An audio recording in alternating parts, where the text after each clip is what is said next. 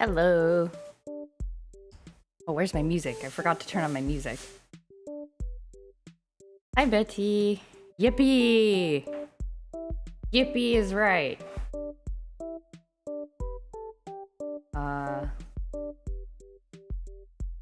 My lo-fi playlist. There we go. There we go. Okay. Got the music, we got the clip studio on. Excellent. Got my references. I have to run errands, but I will be back. Okay. Are you gonna stream our 7 p.m. game? I wasn't planning on it, but I could. Do you think it would be more fun streaming or no? I'm kind of scared that like really good people will come in and be like mad that I'm playing it wrong or something. So I don't know. Just wondering, you know, okay, it doesn't matter to you. Okay. I don't know, I'll think about it. I wasn't planning on it. But we'll see. Maybe if people come into the stream today, I can ask if that's something people want to watch. Most people playing will play like us. Running around in a panic. Oh, okay. That's good. Yeah, if that's what people want to see. I don't know. We'll see. Pretty sure we'll just die 80% of the time. Perfect. Low expectations. Hey, Juicebox! Happy Sunday. We're doing a Huevember challenge, which I'm very behind on. I'm attempting to draw Suisei from HoloLive, if you're familiar with VTubers at all, because the color of the day... Okay, thanks, Betty. See you later. The color of the day is a blue color. I need to copy my... get my color wheel up. Where's my color wheel? Here we go. Yeah, so I have Huevember. It's a challenge that you're supposed to do in November, but I got behind and now I'm doing it in December. I'm like halfway done with it. But today's color is oh gosh, what day am I doing? I think I'm doing day 17. So we're doing a drawing that is primarily colored with this blue right here. That's the goal. And I've chosen a character that is kind of that color, Suisei from HoloLive English. So we're gonna try to do a little sketch today. Last week I actually did a sketch off stream, which I think was actually pretty useful. Then I could just kind of get into the drawing part without like struggling too much with the sketch, but at least on stream. But I was gonna do that this time, but I don't know, I just ran out of time, I guess. But yeah. I'm gonna see if I can try to do these faster. The last couple of ones I've done, I've been finishing in like 4 or 5 hours, like much longer than I want to spend on them, but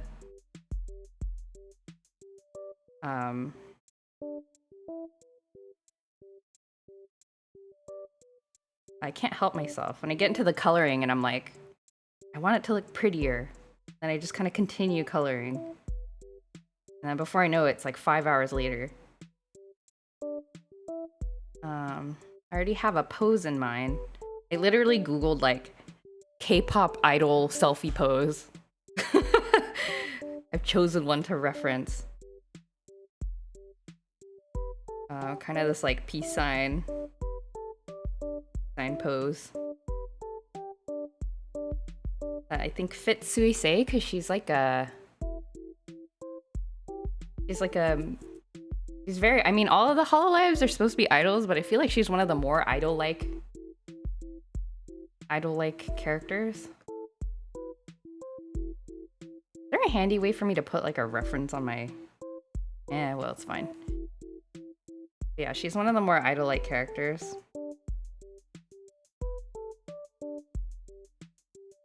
So, gonna go full idol pose with her.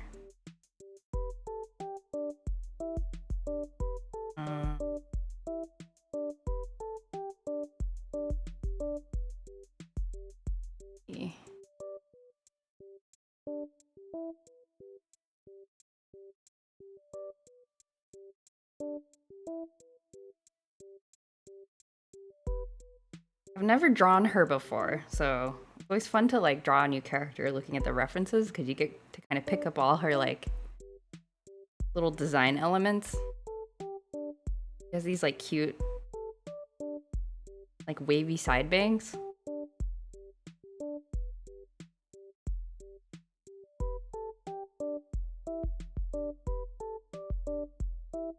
And another thing I try to do when I'm drawing characters is I try to capture their personality a little bit. I only know a little bit about Suisei though. I haven't watched a whole lot of her streams. But I've seen clips of her here and there. She seems pretty funny. Like a very like down-to-earth person, it seems like. How does this hat work? It has like a beret. This how this works? No, it's like smaller hat. This? You know, I saw it when I was in Japan recently, in October. I saw a girl, like, she wasn't like in cosplay, but she was in kind of like she was in some sort of like costume dress. Like she was wearing kind of like a dark academia like outfit on the subway. And I kept staring at her because because her outfit was really cute, and I was like trying to memorize her outfit so that maybe I could draw it later. But as part of her outfit, she also had like this cute beret type thing, like the one I'm drawing. And it was like stuck to the back of her head. It wasn't like on top of your head like a normal hat, but it was like kind of, I don't know, acting kind of like a halo. Like it was like attached to the back of her head, and I was like trying to figure out how it's attached. Because that's a thing you sometimes see in character designs. Like Cardcaptor Sakura has an outfit like that. Where she has kind of like her school outfit has like a beret that's like stuck to the back of her head, and I was like trying to figure out how is this girl defying gravity and sticking a hat on the back of her head? I was in Japan. Yeah, I went to Japan in October. It was mostly Okinawa actually. But we did spend a little bit of time in Tokyo as well at the very end. I went with my in-laws. I went with my husband and his family. Uh, it was a great time. I love Japan. I've been there a number of times now. Mostly because my husband loves Japan so much. And he's also like kind of fluent, so it makes it a lot easier to like book things that we want to go to and like get around. Because he can like read all the websites and stuff. Want to visit the last bastion of arcade fighting games. Oh man. That sounds great. Yeah. Definitely saw a lot of like arcade type places there, which was cool. How does this girl's hair work? Oh, I understand. Okay, she only has side bangs here, and then on this side it's just her ponytail. Okay. Yeah, shit. For a little bit. Big fan of Virtua Fighter, and culturally that's mostly a Japan thing. Over here the community is small and fractured. Oh, interesting. Yeah, I kind of like, I think it'd be really fun to like find people, because I'm a big Tamagotchi fan, like, and so there is a bit of community English speaking community for that, but you know, it's pretty like yeah, small and fractured as well. And like I would love to go to like a virtual pet toy like convention or something in Japan, where the culture for that has been around for a long time. But my only regret is I wouldn't be able to like actually talk to anybody. I felt that way too. One time we were in Japan a couple of years ago, and we were there during Comiket. I forget which Comiket. It must have been the winter one. We went to Comiket, and I really wanted to talk to like the artists and stuff, like just like run around the different like smaller tables of just like all the indie comic artists, and just like talk to them and be like, oh my gosh, like how long have you been doing this, and like let me buy your book, and like you know, how did you make this, and like what is it like here to like publish stuff at like do conventions in Japan and stuff. I really wanted to talk to people, but I can't speak Japanese, so I just I didn't do that. But that's like one thing I would really like to do, is just kind of like hang out with the community there. I think that would be really nice.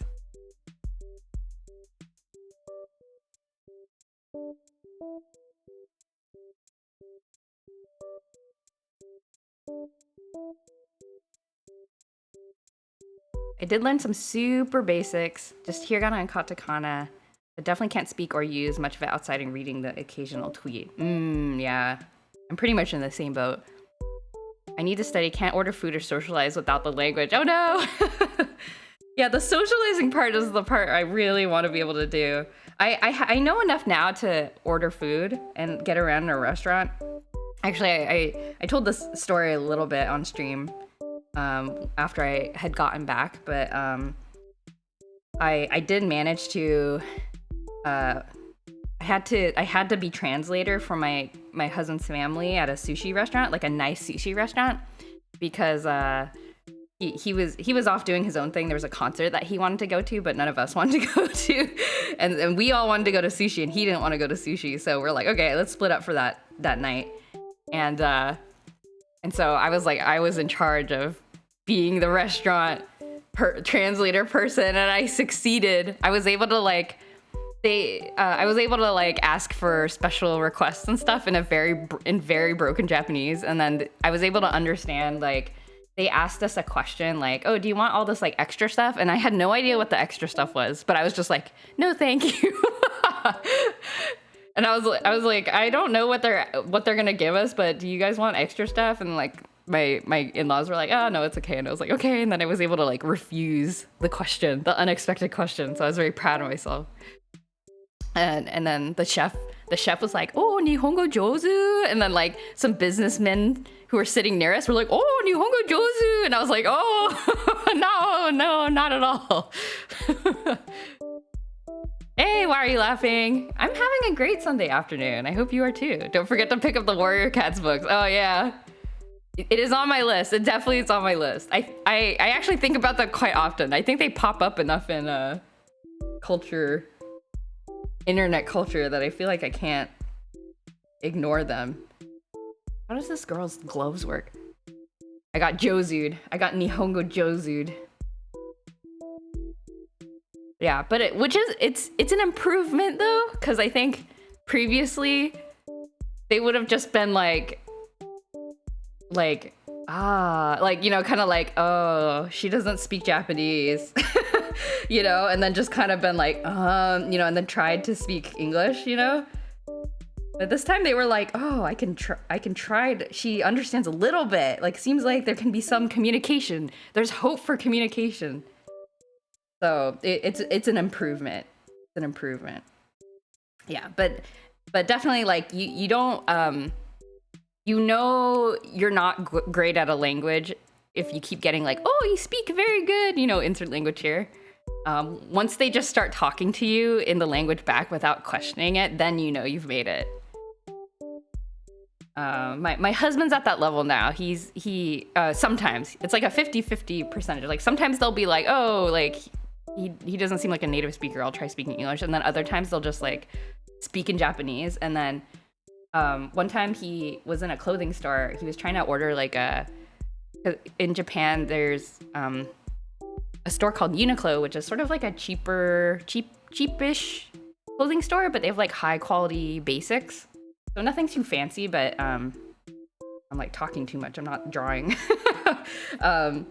Nothing fancy, but you know, they have like nice, like high quality basics that will like last. And then he's trying to order a custom suit because you can do that in Japan apparently. Like, and they'll like have it ready for you in like a couple of hours, like a cotton suit. So he's trying to order it, and then he was like speaking in Japanese to the staff there, and then they asked him like a complicated question, and he was like, can you say that more simply, please? Sorry. And then they're like, oh, are you not Japanese? I totally thought you're Japanese. And then he was like, ah. He was very pleased with himself. Very proud of himself. But yeah, definitely need to practice. Custom suit now is truly a magical place. I know, it's crazy. It's, there's all sorts of cool things. You can take advantage there. We always get glasses whenever we're in Japan. They're not super cheap, but they're like reasonably cheap. And they make them very fast. So we always get glasses there. Magical place. Magical place. And the couple past times I've gone there has been the times where I really was like kind of more serious about retro games. And so being able to explore like the various retro game shops there has been really fun. I used to not go to them. I mean, I've only been there a handful of times, but feel like a new world has been opened to me because I know what book off is. I know what hard off is.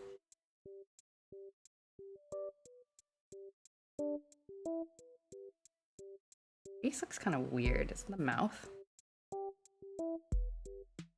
I'm trying to like not do the open mouth thing because I always do the open mouth. But I might have to just go with it. I don't know. Closed mouth? Open mouth? I don't know. Hoping to chat with Virtua Fighter players about strategies, pick their brains in native tongue. Beyond that, just all the vectors of nerdiness to enjoy that. Yeah! Yeah! Yeah, that'd be great. Like, I think making a nerd friend in Japan, like finding a little community to just hang out with for a little while and getting to know people is the dream. It's the dream. But especially for like the niche stuff, you know? Like maybe there's like maybe it'd be fun to like, and there's like different sources of knowledge, you know? Like maybe maybe Legend of Legaia is way more well documented in Japanese. You know, like that kind of thing, where it's like sort of a limited following in English speaking places, it seems like, but like I don't know, like maybe there's like a core set of like Legaia fans in Japan that I could hang out with, you know, just be like, I love Legaia too. We be friends. I don't know.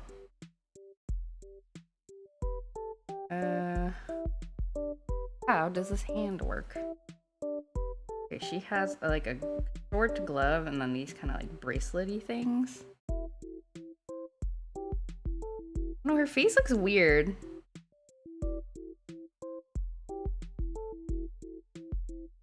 Mouth too low? Yeah, mouth is too low. This looks a little better. Okay. I can't read your comment. Like, just at the most basic, once you start searching for fan art using Japanese text, you find way more, and it's the same with basically everything. So many games that got paper strategy guys. Yeah. Yeah, or just, you know, like there's... I feel like a lot of fandoms rely on like a core couple of people who just really decided they love this particular piece of media and then just went all out with researching it. And you know, sometimes those people don't exist in the English speaking fandoms, but they might exist in other parts of the world. So it's a matter of finding those resources. We owe the turbo nerds. Exactly. Like the people who are like, I'm going to reverse engineer the game code and just like see what's going on, you know? Where'd my pen go? What's happening? Oh. Wrong layer. The turbo nerds. It's something I kind of fantasize about. I'm like, oh, what if I was the turbo nerd for insert fandom I like here? I would be... Maybe I can research, you know, whatever niche. PF Magic's Pets 4 from 1995. And like write it down. Write stuff down. Seems like nobody else is doing it. Well, actually, that's not true for Pets 4. A lot of people are trying to... People smarter than me are trying to reverse engineer that game, but...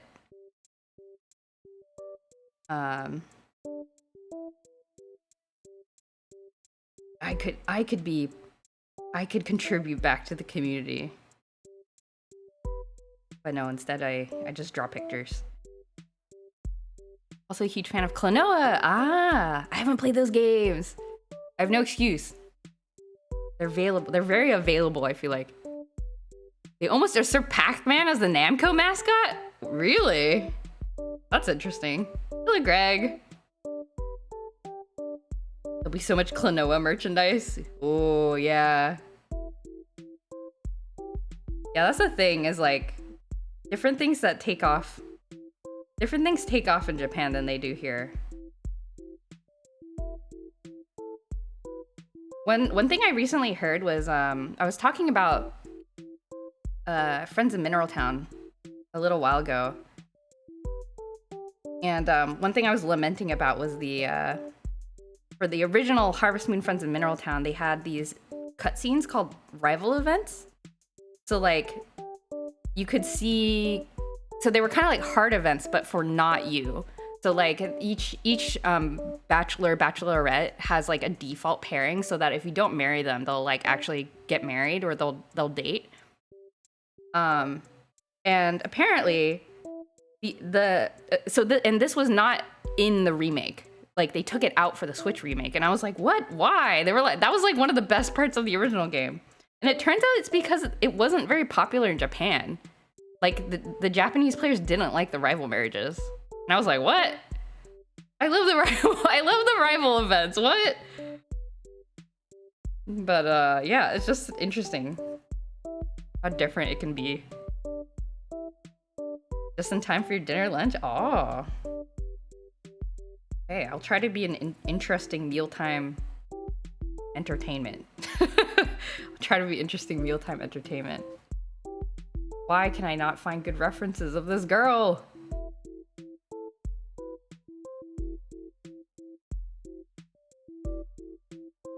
Okay.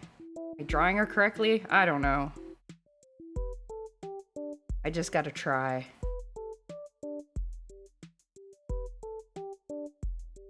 It reminds me of the Star Ocean 2 emotion system. Characters have default pairings in the event of a tie. Oh. That's interesting.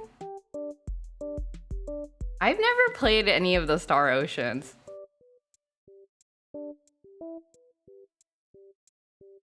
I do not have... I feel like there's a lot of RPGs I have not played. It's like I keep playing Final Fantasy and then it just...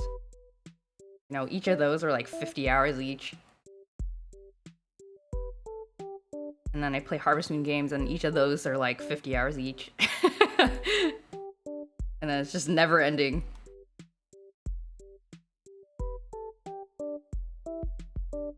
I didn't know Star Ocean had like a social link system. That makes it like more appealing to me.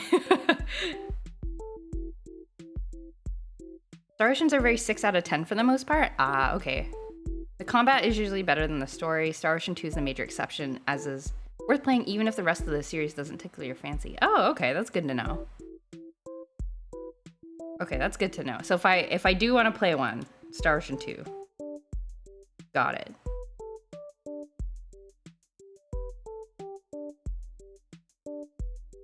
All the games happen in one universe in one timeline, but far enough apart. Oh. Oh, interesting. So they're like parts of the same history. That's kind of cool.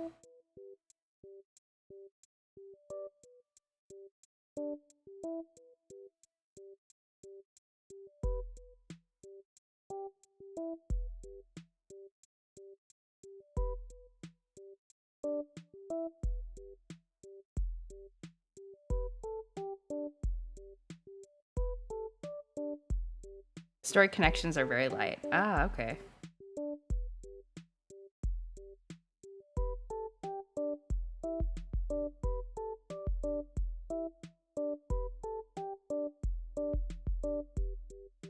feel like I drew her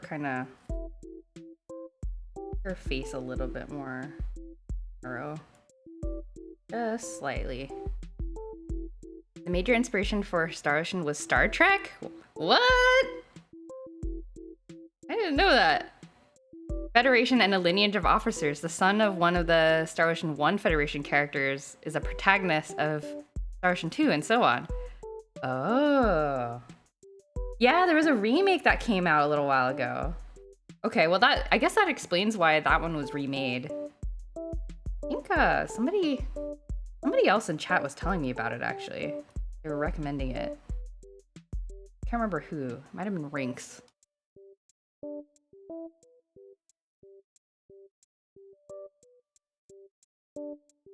The definitive experience. Okay. Good to know.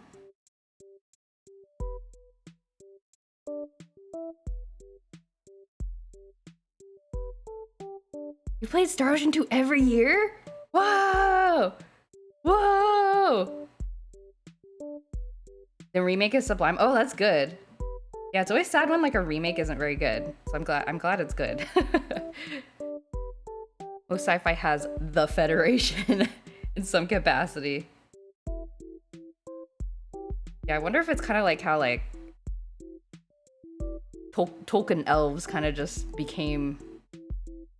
Tolkien elves and orcs just kind of became how fantasy is.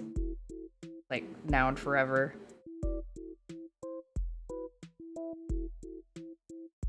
Not draw this girl's head. Okay, whatever. We'll just do whatever.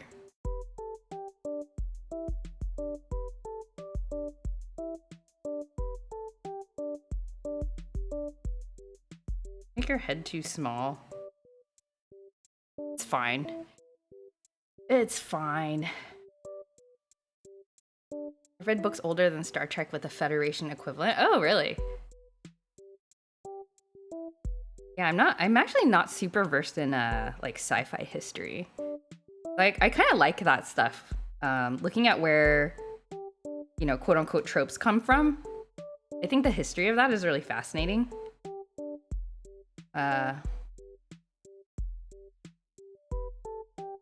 biggest criticism of Star Ocean is, although there is a clear Star Trek inspiration, most of the games happen on low-tech backwater planets, and the space aspect tends to be downplayed. Oh, interesting. I wonder why that is.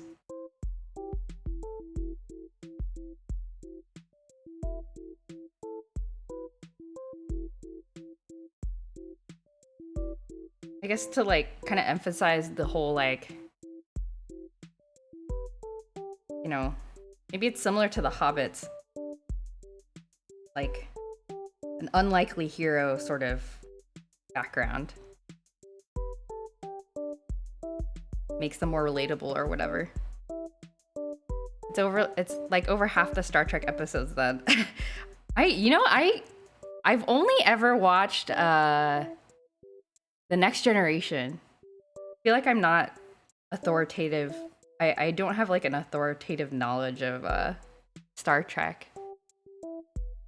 I do remember a lot of it happening just like on the ship. But I was also like struggling through grad school at the same time I was watching those episodes, like doing my work while having Star Trek in the background, so who knows. I just don't remember. Maybe. Finished the original series this year. Oh, how did you like it?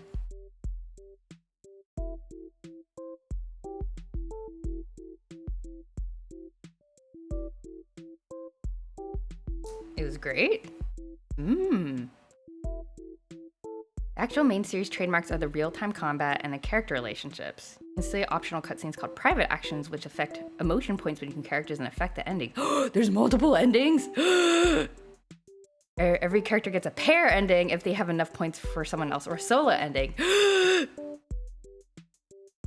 Whoa. Oh no. Okay, well now I understand why you play it multiple times. Oh.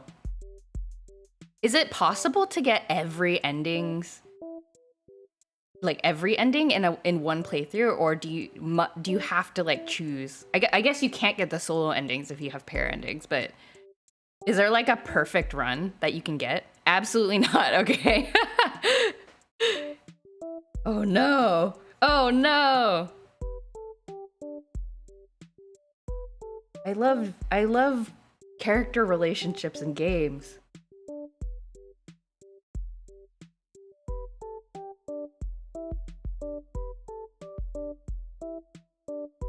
In Star Ocean Remake, it tells you once you beat the game once that there are 99 endings.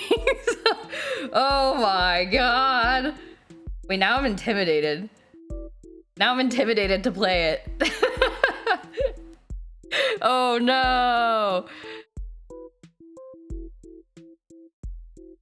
Star Trek TNG is the Star Ocean 2 of Star Trek. I see. Yeah, that's the impression I get for sure. 99 endings! That's so many endings! Oh!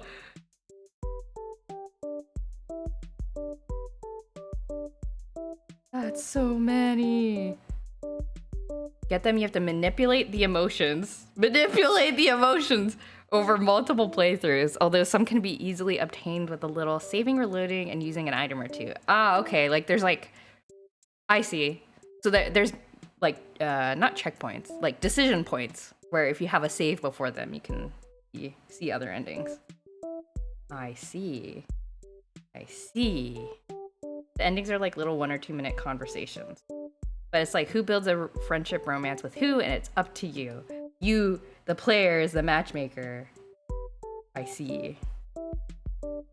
Wait, I love that type of stuff. Oh no. Oh no.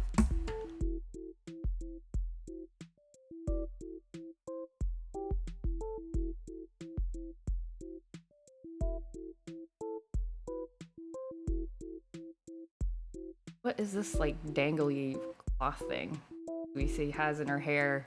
I don't understand it. How do I draw this? It's like a little hanky.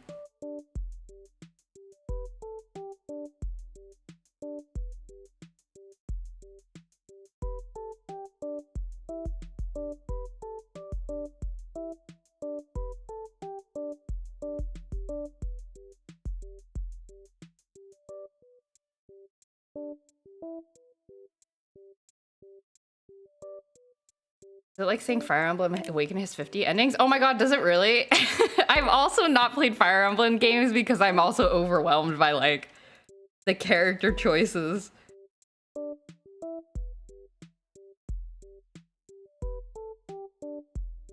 Star Ocean 2 has 13 characters. You can only have a party of 8, so you need to play multiple times because you can't get everyone in one game. Ah. And the starting character also affects some specific endings. Oh. Okay, so you really need to play. Wait, how long is this game? Like, if it's sort of like a typical RPG, it's gonna be like 30 to 50 hours, right? That is a lot of time replaying, getting endings. That's intense. The only thing that changes in Fire Emblem is one dialogue from your spouse and children, each not really different endings. Ah, I see.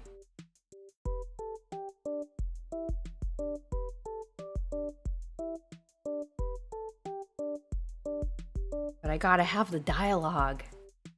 I wanna know the dialogue. I want to see what all the children say.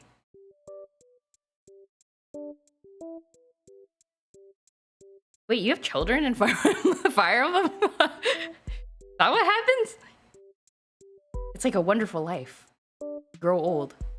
It's a standard 30-ish hour RPG. However, the remake adds New Game Plus, scene skip, and basically zero loading.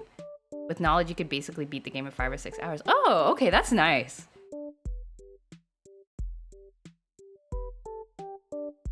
The dialogue is just like, I love you, father. Do they like look different or something? Are they like different variations of children? I guess in Wonderful Life that's kind of similar too. I guess I wouldn't replay A Wonderful Life just to see all the kid variations.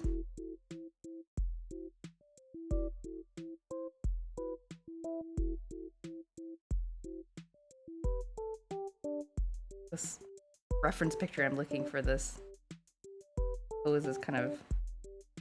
Her fingers look kind of weird, but we'll go with it. They're very bony.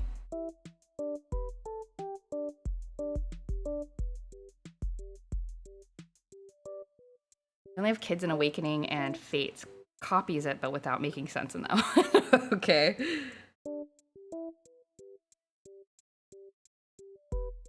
Star Ocean 2 has a bonkers item creation system. There's crafting? I love crafting. I love crafting in games. I love making stuff. Oh no. Oh no, you're making me want to play it. I want to craft.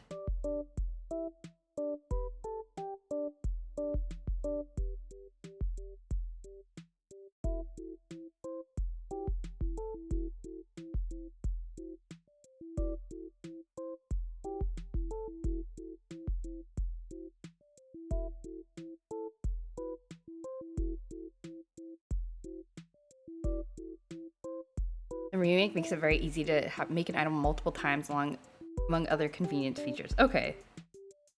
That sounds good. It sounds like the devs are very like, here, we'll make it easy for you. Here you go.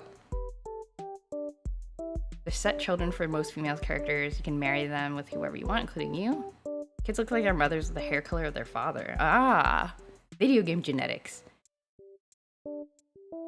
Makes you love the characters even more because the characters have talents. As in, if you have sense of taste, you make better items with cooking. Oh, that's cute. Oh, so you can You can choose who's like doing the crafting too. That's cute. Like that. The hand too small. Can I make the hand bigger? Maybe this is fine. I can never tell. Anime heads are so big. There's time travel. Wait, you can have children in your party? Wait, so you can be like, welcome to the world, son. Now get out there and fight. Design sense helps with art and machinery and so on. Oh, that's cool. It's like assembling a Pokemon team, except instead of like HMs, you're like crafting abilities. I like that. That's cool. They're from the future? The children are from the future. Oh. That's interesting. I should probably stop asking questions about it. Because otherwise it sounds like it'll get into spoiler territory pretty quick. But that sounds interesting. I guess I do know a little bit of that, because I know like Lucina is like Chrome's daughter or granddaughter or something. I know this from Smash Brothers. And Fates, they're not from the future. That one is... Okay, so you don't like Fates. Okay, understood. Fire Emblem doesn't have much of a story, really. Yeah, is it more about the character relationships? Or in like I guess the tactics part, which I'm very bad at. Which is another reason I've never played Fire Emblem.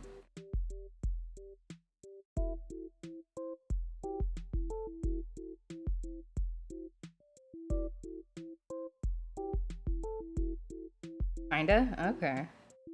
Okay. Individual characters craft. Beyond that, characters without a specific talent can unlock hidden talent. Practice makes them better. You can raise them. It's like, it is like Pokemon, kind of.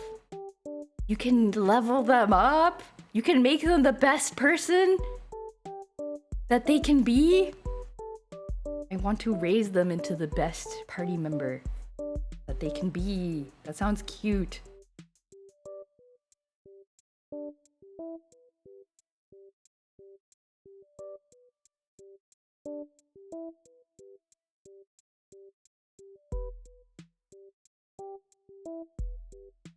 Character relations are optional. Only Robin, Lucina, and Chrome talk during the story. They only talk about, we have to beat this bad guy. Oh. Well, they're focused. I can respect that.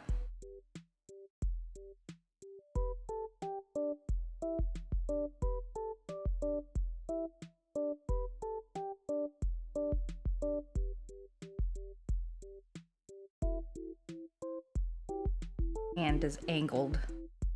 Weird.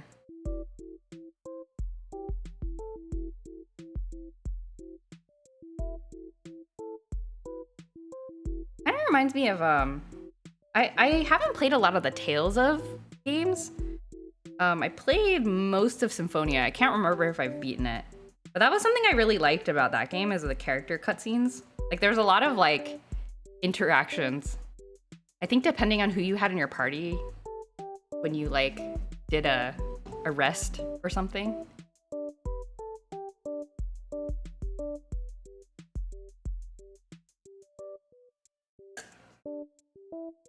The main appeal of Awakening was you can marry whoever you want and have kids with them as long as you're straight. Oh, I see.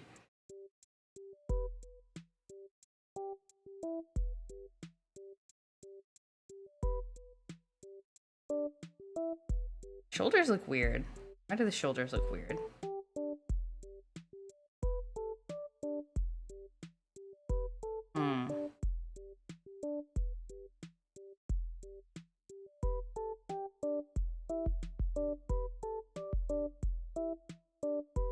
Exaggerate the hand a little bit.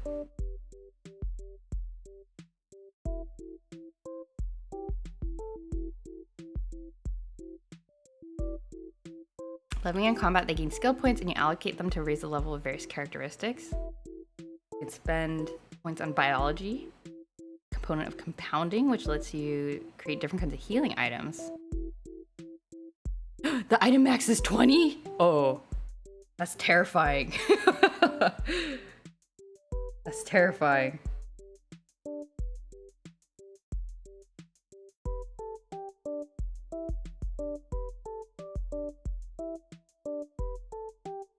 Scared. I don't know how to... Why is the shoulder so weird looking?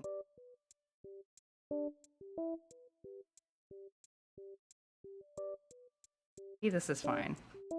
I should not fuss. I should not fuss. I'm just gonna go for it. It will just turn out the way it turns out.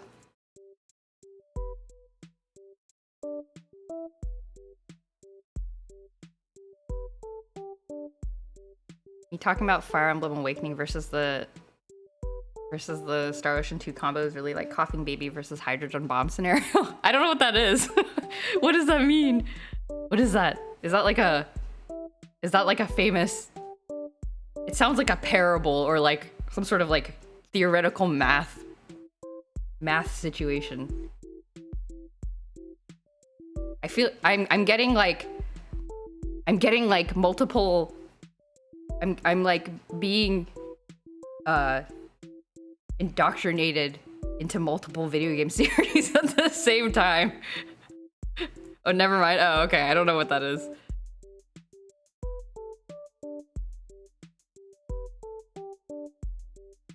It's a meme. Who would win, a baby or a hydrogen bomb? I've never heard of this. I guess I'm not on the internet enough, I guess. Oh no.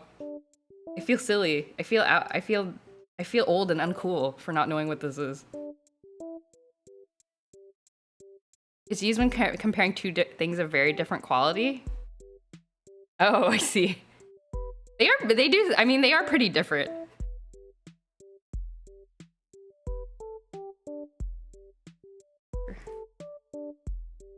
The neck too thick? Is that the problem here? Thick? For anime girl? Is that why this looks weird? What's your favorite movie? Avengers Endgame or Godfather Part 2? Oh, by the way, I went to a movie this morning. Randomly. I saw the new Hayao Miyazaki movie. The Boy and the Heron. Pretty good. And they get quote tweeted with that image. Oh, I see. Okay, so it's used to like dunk on somebody making a comparison. I see. How was the movie? Really want to see it? I liked it a lot. It's kind of hard to talk about it without spoiling it, so I don't want to talk about it too much, but I will say I like it more than other recent Ghibli movies. And it did, to me, it felt very similar to, like, my feelings watching it were very similar to the way I felt watching Spirited Away back in the day. Like, it's very fantastical and a little bit, like, melancholy, which is perfect for me. I love that stuff. So, it was good. I liked it very much. Apparently, it's like mildly, like a little bit autobiographical. Recent Ghibli movie. Yeah, I mean, I think the last one before Boy and the Heron was like, what, 2014 or something like that? But it makes sense because I looked it up, and like some of the more recent ones weren't directed by Miyazaki himself. He like wrote the screenplay for some of them, but he didn't direct them. But this one he directed. He screenwrote and directed this one. But yeah, it's a little bit autobiographical. And it's, I don't know. But it's kind of interesting because you know how like, I don't know if people heard about this, but it was released in Japan without any real like marketing. And after watching the movie, I kind of understand why. Like, it's a little bit hard to summarize it in the trailer, in a trailer without really like giving people the wrong idea about what it's about. I don't know. Like, I kind of understand now. If you discount Earwig and the Witch, which was 2021, 2013 was the last one, really. Oh, I haven't even heard of Earwig and the Witch. Was it like a short? Or something?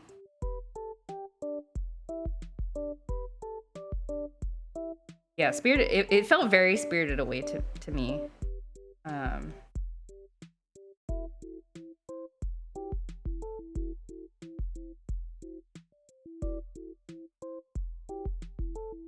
Look at me just ignoring my sketch.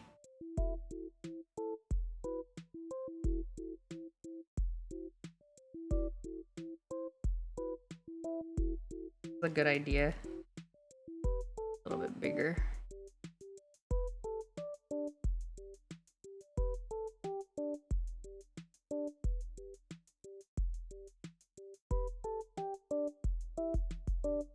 Earwig was directed by the Sun. It was computer animation. Oh. No one seemed to like it. Oh no, poor Goro. Yeah, I remember watching Tales of Earthsea, which was also directed by him, and I didn't like it. Like, I didn't get it. I watched it and I was like, what did I just watch? I don't know. Sorry, Goro. Dunking on Goro. What are your favorite Miyazaki Ghibli movies? I have to go with Princess Mononoke, but Porco Rosso is a very close second. Ah, I've never seen Porco Rosso. Spirited Away, I think, is my favorite. And then, yeah, I guess Princess Mononoke. I'm basic, I guess, but those really are the ones that I really liked. A lot of people talk about Kiki's Delivery Service and Howl's Moving Castle, but I didn't. I distinct, maybe I need to rewatch them because I watched them years and years ago, but I distinctly remember watching Howl's Moving Castle and being like, Howl is such a jerk. I hate him. I didn't like Howl at all. I was like, he's so weird. What's so great about this guy? I don't know. I was younger then. Maybe my perspective will change if I watch it as a more jaded adult. We watched Up from Poppy Hill this year, which was the other one that Goro directed. I hated it. Oh no! Oh no!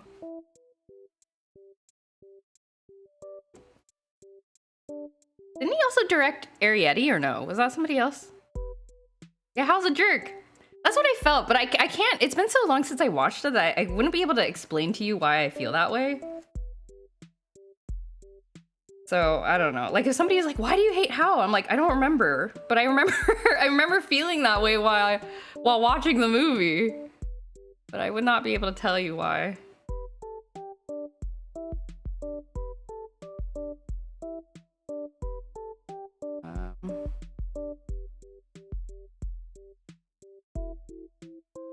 No, that one's someone else. Ah, okay. I was just okay with Arrietty, and I was okay with when Marnie was there. Like, those were just okay. They were like interesting, but I don't know. They didn't really like. They're interesting stories, but I wasn't really super, you know, like moved by them or anything. But I did like the theme song in Arrietty. That's the thing I remember the most. He went to found Studio Ponok, a Ghibli-like animation studio. They made Mary and the Witch's Flower. Oh yeah, I remember seeing ads for those. You loved Arrietty? Yeah, it's a cute. I remember it was a cute movie, and the song was like so good. I remember the song. Oh, okay. Suisei has this like best button thing going on with her. Okay. Best non-Miyazaki, non-Takahata Ghibli movie. Okay. Made by the third best director. Miyazaki did write it. Oh, he did the screenplay for it. I see. Porco Rosso is fun because it's mostly realistic with a dash of magical. Main character is an ex-World War I fighter ace, and it happens in and around Italy. That sounds fun. That sounds fun. I've seen clips of it. But yeah, I've never watched it myself.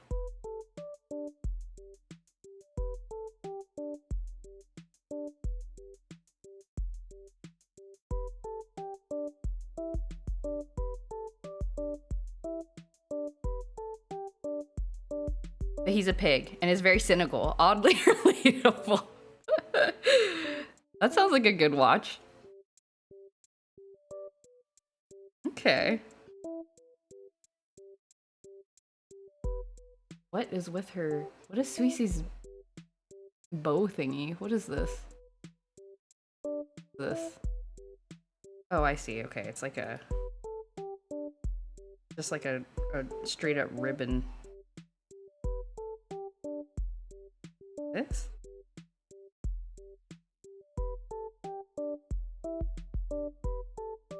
Watched most Ghibli movies this year. Ah. It must be kind of interesting to watch them all kind of in the same time period, because you can sort of compare and see the themes. I feel like I watched I watched Spirited Away when I was like in high school or middle school, maybe. Long time ago. Long time ago.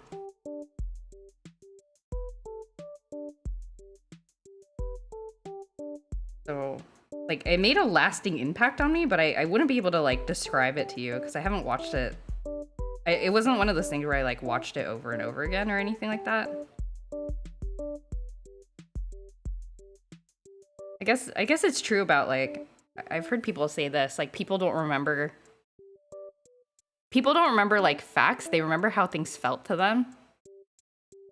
That's definitely true for me.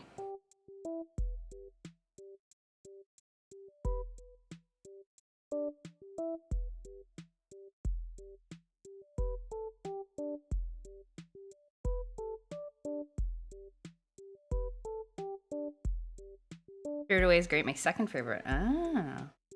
How about Nausicaa? How did people feel about Nausicaa? I had a friend when I was younger who, like, was a super big fan of Nausicaa. And I did watch that one, but I can't remember how I felt about it. It's like it's a cool movie, yeah. Like, interesting world building.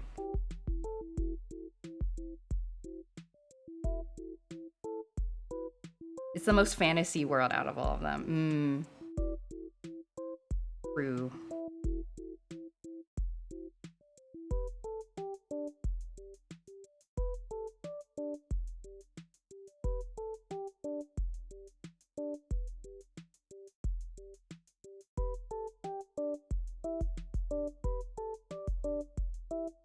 Also based on a manga that Miyazaki did himself. Oh, really?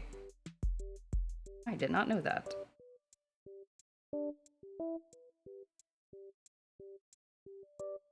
Nazca is really cool for its time. It's still cool now. This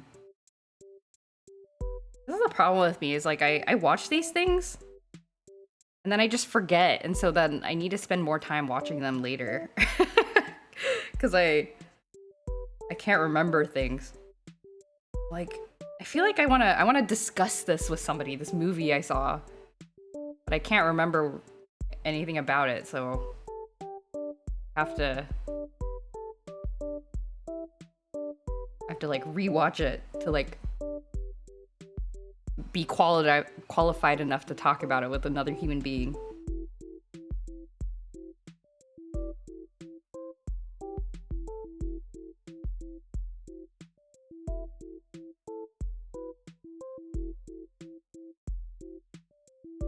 Ghibli movies are meant to be rewatched. Most of them, not the Goro Miyazaki ones. Poor Goro Miyazaki. Sorry, Goro Miyazaki.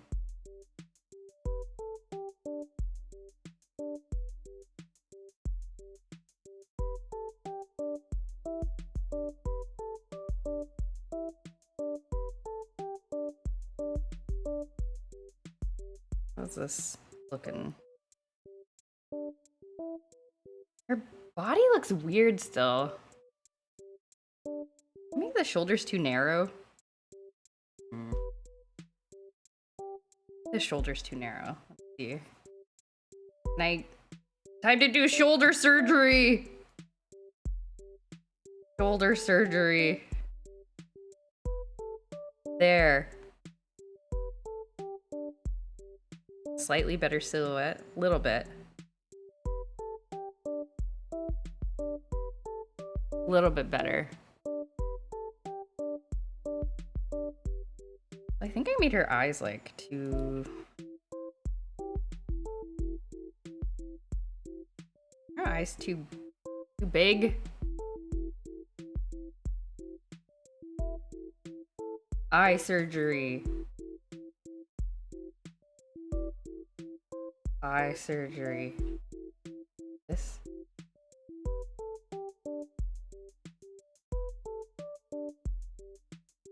Slightly better? Slightly better? That looks slightly better.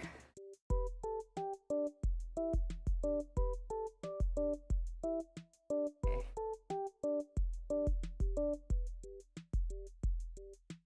Ooh, Ragnarok Online music.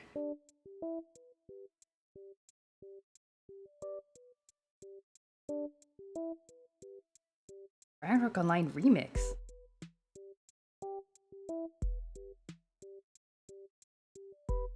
Do you ever do something with a calendar idea after all? No. I was like, I just haven't had time. I mean, I've had time, but I've chosen to spend my time on things that were not the calendar idea.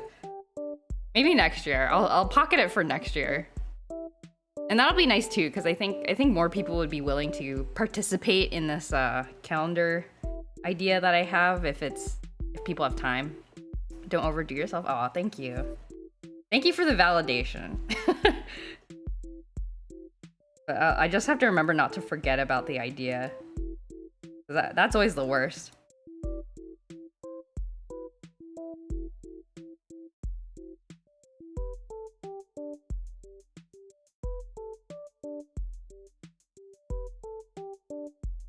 I'll remind you? Oh, thanks.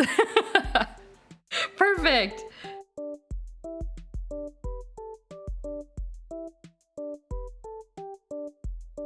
Her body still looks weird, but need to move on. I can't fuss over this too long. Okay. She has like a bow on the other side of her hat. Okay, she has a bow on the other side of her head that also has like a ponytail coming out of it. Understand. Understand now.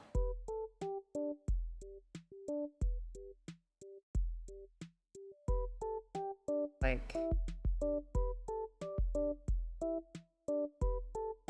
Big bow, small bow. Big bow, small bow. It's kind of big. Big bow.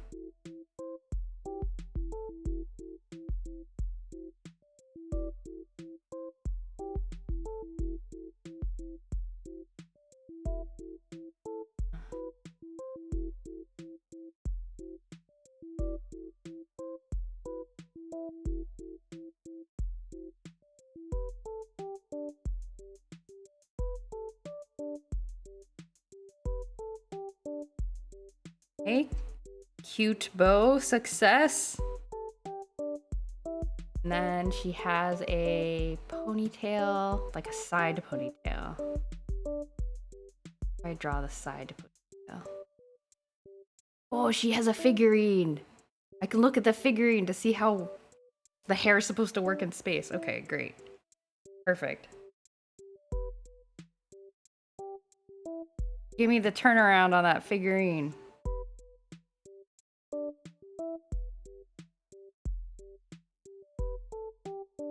Okay.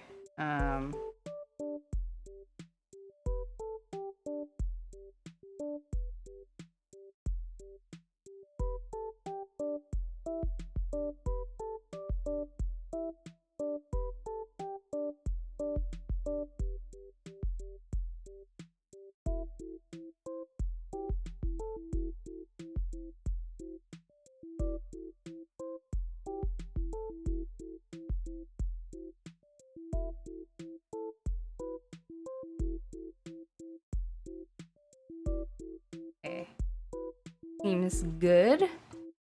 That seems nice and cute. How's the front of her jacket supposed to look? Okay, her head doesn't look as unbalanced now that she has her... Like, her body doesn't look as unbalanced now that her ponytail is there.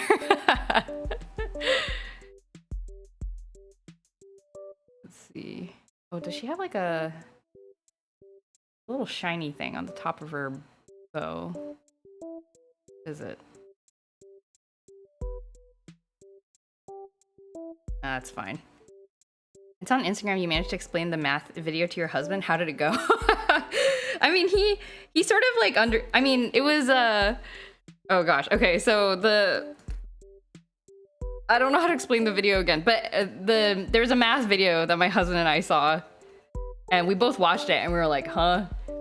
Like, we kind of understood. There's this like, oh man, where do I start? Okay, so the math video is about, it's from a channel called Veritasium, which is sort of like a math and science like explanation channel.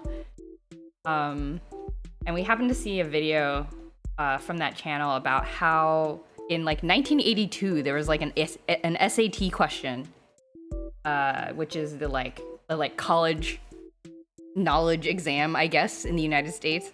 There's an SAT question that almost everybody got wrong, and it turned out because the answer that most people would think, like the way most people would solve it, like smart people would solve it, was like actually not how you solve it because of some peculiarities of geometry. And so the video is explaining like why the kind of obvious, the quote unquote obvious answer is wrong, and then like also showing a proof on what the correct answer is for this math question. And we saw the explanation. They had like a mathematician come on and like explain it, and like they had like pictures and stuff. And like both of us were like, we like got the gist of the explanation, but not the like details of the explanation. It had something to do with like the explanation had something to do with like physics and like how like a circle rolls around another circle, and like if you look at it from the perspective of an outsider versus a perspective of the circle, then you get different math answers. And I was like, what? This makes no sense. So then I was thinking about it all night, the rest of the night, and I woke up like at like 2 a.m. and I like shook my husband, and I was like, are you awake? I need to explain something to you. I've like figured out how to explain it to myself. Like I would like had a picture in my mind of like how to explain it. Like why it's what, like now I understand like the math explanation. And he was like, tell me tomorrow. And I was like, okay.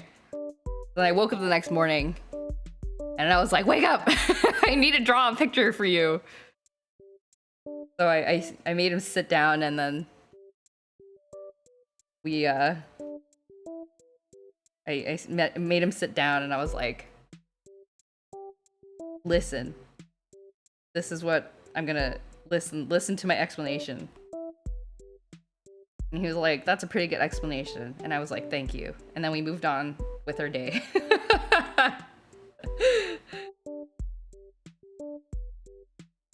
I think I think he understood the math more than I did.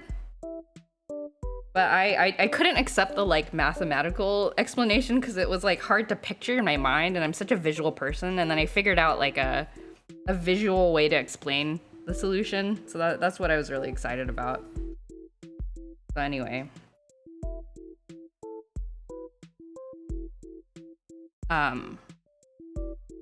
I almost was like, I was actually thinking about like next time I do an art stream, should I explain it on the art stream? Because like I have pictures, I have like a draw, you know, I can draw like a circle and then another circle, and then we can, you know, this is a radius 1 and this is radius 3, and how many times does the circle go around the circle? Like I could draw it, I could draw my explanation, and then I was like, no, I shouldn't do that. I'm not gonna ruin my VOD with math. Okay, I think we've got the line art somehow or another. Got the line art going. The things going on in my mind are hilarious. Thank you. Keeps my life interesting. definitely keeps my life interesting. Am I missing any other like little doodads and details? I think this is it. Susie's kind of surprisingly hard to draw. She has a lot of like little design elements.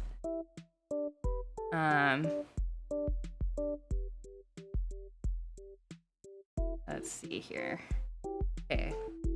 Whoops. I do not want to apply mask to layer. I want to create a new layer. We are going to start masking off the color area. We'll finally do the color part.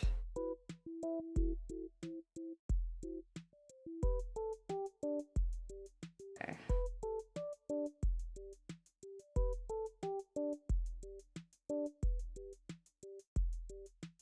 Yeah, but sometimes I do get the urge to like explain something to somebody. I don't know if that happens to other people, but if I like have some sort of insight, I'm like, I have to let the world know, or at least my husband know, because he's like in reach and cannot leave. He has to listen to me, so I just like grab the nearest person and then expect praise. I'm like, wasn't that a great explanation? Didn't I figure out how to explain that, how to talk about it really well? And he's like, yeah. Yes, honey, you did. I'm like, thank you.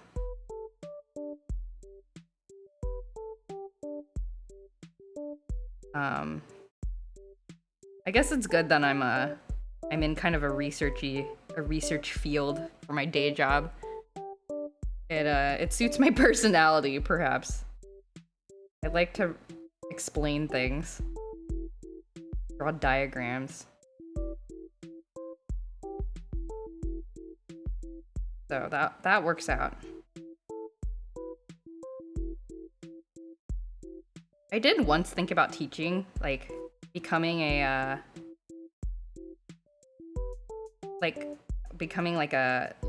college professor or something. I mean, you can't just, you have to like apply, but you can't just like become one. But I was thinking, one point in my life thought about doing that because I actually did like teaching, but realized, I don't know. I realized I wanted more money than that. So happens to me a lot. I love teaching. Oh, really? Yeah, because aren't you I don't know, I haven't watched a lot of your streams. I need to do that, but I remember reading your Twitch bio and your you like study fighting games, right? Like how to be good at them. I remember like one of your VODs you had like a whole notepad where you're like taking notes. I don't know fighting games at all, so I didn't understand it, but seems like you're really like analyzing, passing on the knowledge to viewers. Aren't I a great narrator, Professor? Now that you pointed out, I am a little bit I think I seek praise, huh? I'm a little bit of a praise seeker. I guess it's good I have confidence in particular skills, though. I'm a validation seeker. So maybe that's a normal human thing? I don't know.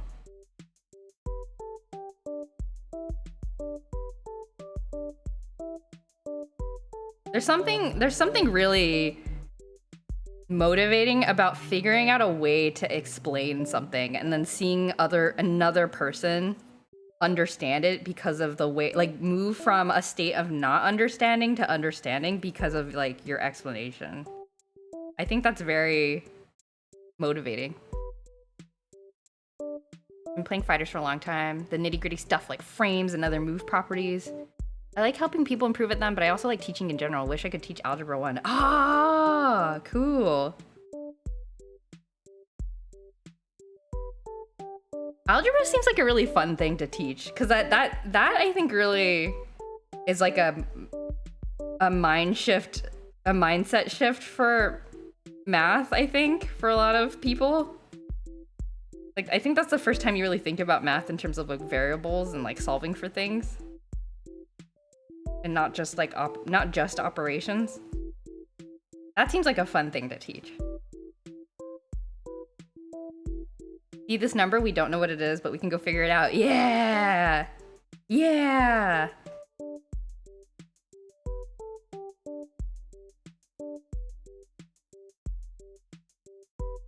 I tutored like a family friend's kid in algebra once. I don't know if I was very good at it, but I did. I remember the way I explained. You know how you like in algebra, like a simple algebra problem, you like put like terms together, right? And the kid didn't understand this. Like, you know, you have like, you know, 2x equals 3x plus 5 or whatever, right? And you're supposed to put the x's together so that you can divide and blah, blah, blah. And so to explain the 2x, like, to explain the putting the like terms together, I was like, okay, imagine the equal sign is a river, okay? You want the x's to be all together on one side of the river. And so this 3x wants to go over there where the 2x is. This is its friend. And then how will we do that? And then he was like, oh. I was like, I cannot believe you got that from what I just said, but we'll go with this. And that anecdote got me a job later. Cause I was applying for a job in college, like an on-campus job thing. They asked me like, oh, what's a time you were like able to explain something to somebody else? So I said that, and then my interviewers thought it was like hilarious. And I got the job. But little did they know I was not very hilarious most of the time. I was very timid. I always feel kind of bad about that because I feel like they hired based on like a non-accurate picture of me. I was scared to answer the phone, and that was one of the things I was supposed to be doing as part of that job. Because I think they wanted me to like explain things to people who are calling, but it did get me a job. Got me the job.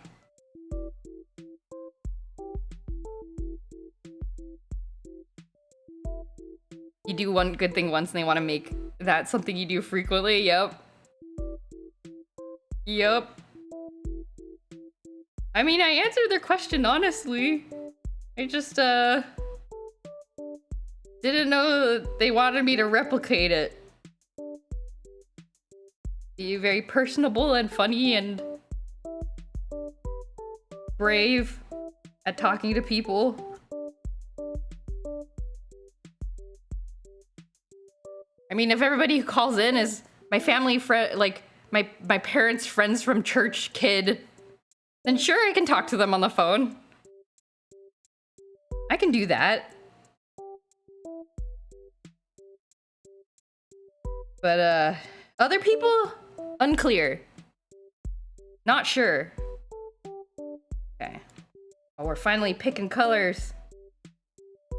Okay, so we gotta start with this blue. This is our constraint. At my job, I work on a team where we all have the same responsibilities, but occasionally when we give presentations, they want me to do the speaking just because I tend to do well at it. Oh no! And now you're the presentation person. Oh no. Yeah, I guess this is what people mean when, you know, sometimes you hear advice on the internet or just in general. People are like, don't let people know that you're good at things, because then they'll make you do it more. Guess this is what people mean.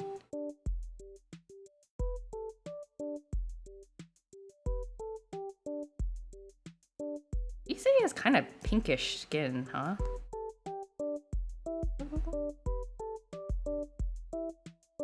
It's yellow? Very...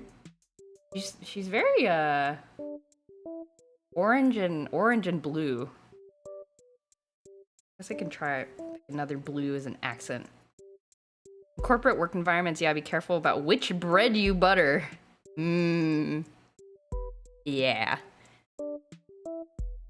Never overpromise. Under promise, over deliver. Indeed.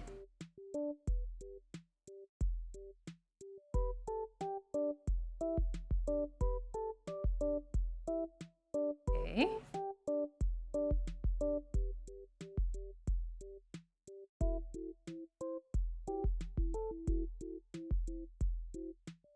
The background should be.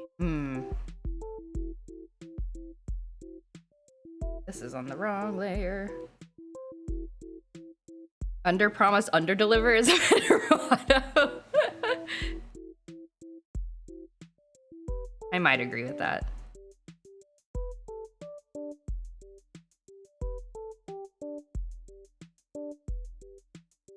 Yeah. And work is just work, you know? It's like... The point of it is to... I mean, very rarely, I think... Not super rarely, I guess. But sometimes you have work that you really are passionate about, which is great. But a lot of the times it's just... You know...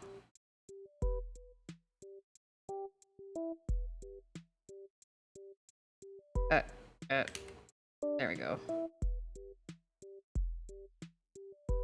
A lot of times it's just, you know, you're doing it so you can have money so you can live. So you get your money and then you're done.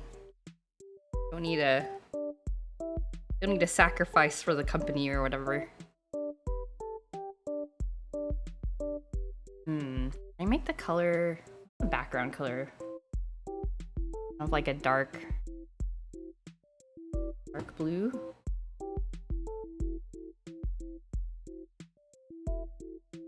Portrait.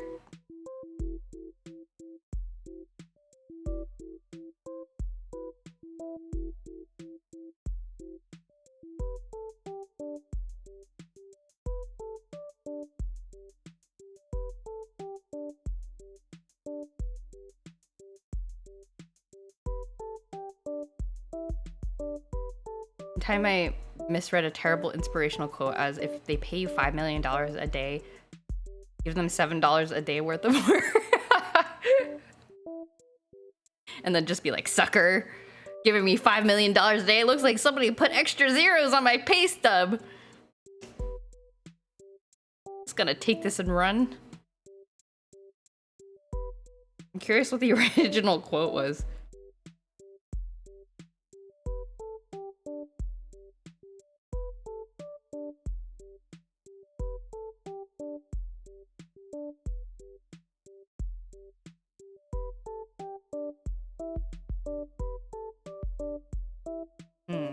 Bit too purpley. 7 million worth of work. Oh, $5 million of work, giving them 7 million worth of work? No, why? Why would you do this? When I had a job, I'd definitely live by that first one.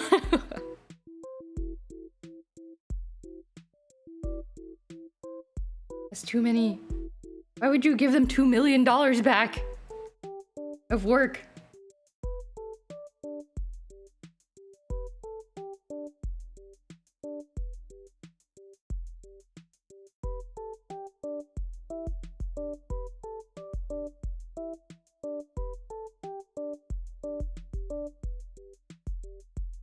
Bright. Do you think it's kind of a more... Okay, maybe this is good. It was made by an essay right-wing type of person. Oh, I see.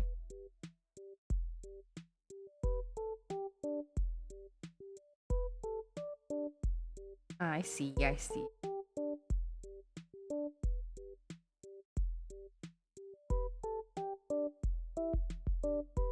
Yeah, I definitely think when I was younger, I was like, I gotta work hard and like do my best at my job and be the best person I can be.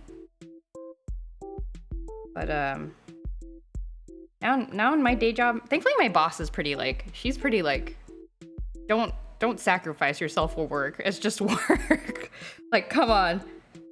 I'm glad she really kind of fosters that work-life balance sort of thing. I'm very grateful for my like work environment.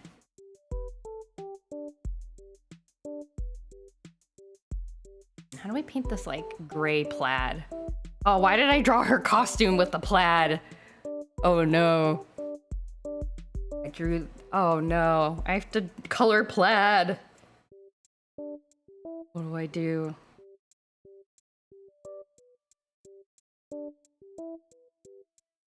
Whenever possible, I try to get the 10 second shift. 10 seconds. 10S shift. 3 days off a week feels so transformative compared to 2. Oh, you mean like you bunch all your work hours together? Yeah, I think that's nice. I think it's nice to like have a whole day, you know, or 10-hour shifts instead of 5 8s. Yep. Yeah, that's smart. It really makes a difference, I think, having the like that border, I guess, of like a day rolling over.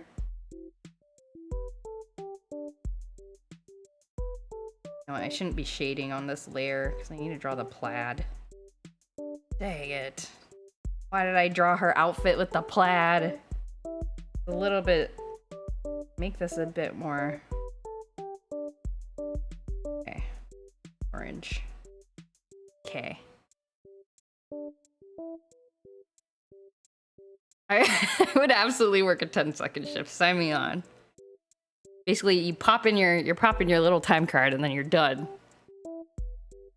Favorite schedule is work Sunday, Monday, Tuesday off, work Wednesday, Thursday, Friday, and Saturday off. Ooh, you get a little break. That sounds nice.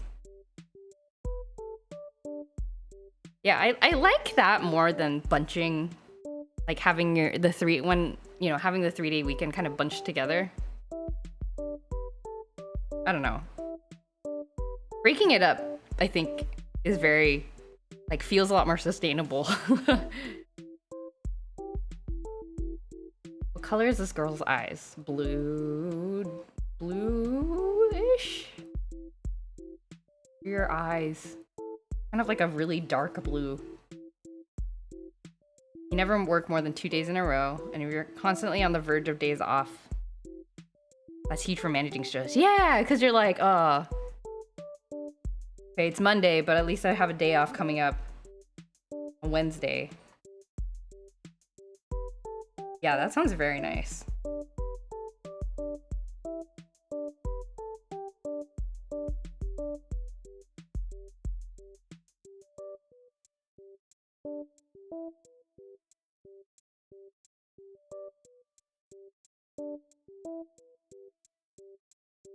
She's got a kind of, okay, Stacey has kind of a like light orangey highlight at the bottom. This. Okay. Just kind of blocking in colors here while I figure out where everything's gonna go.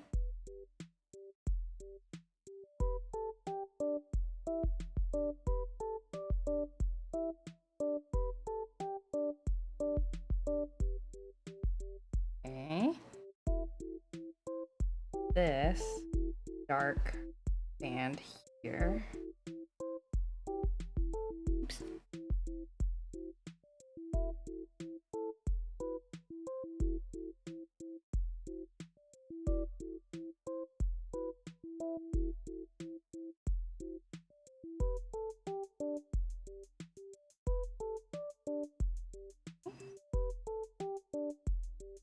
This is a dark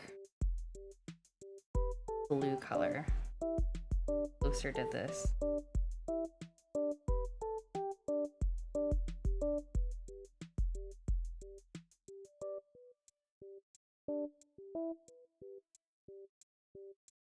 Still really want to know how does she wear her hat like this? How is it stuck to the back of your head, Suisei? Tell me your fashion secrets.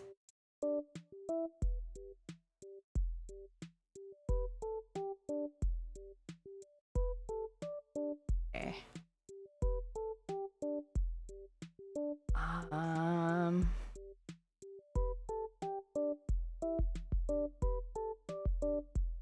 Also kind of the dark.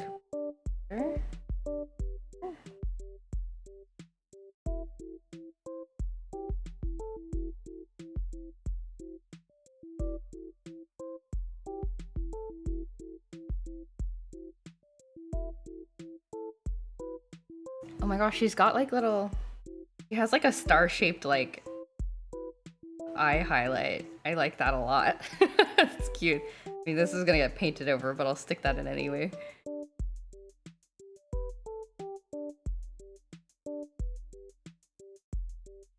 Cute.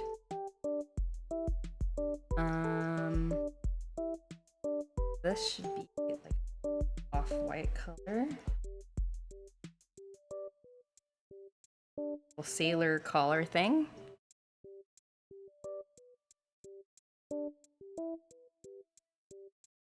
Off-white tinted with the color of the background color. So then it's not so harsh.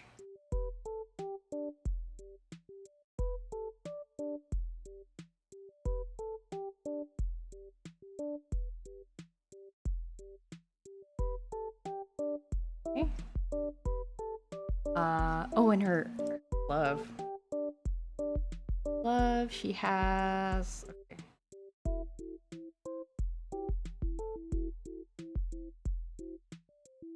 I'll have to draw the line art for this. 2 of her fingers are not in the glove. Has 2 gloveless fingers.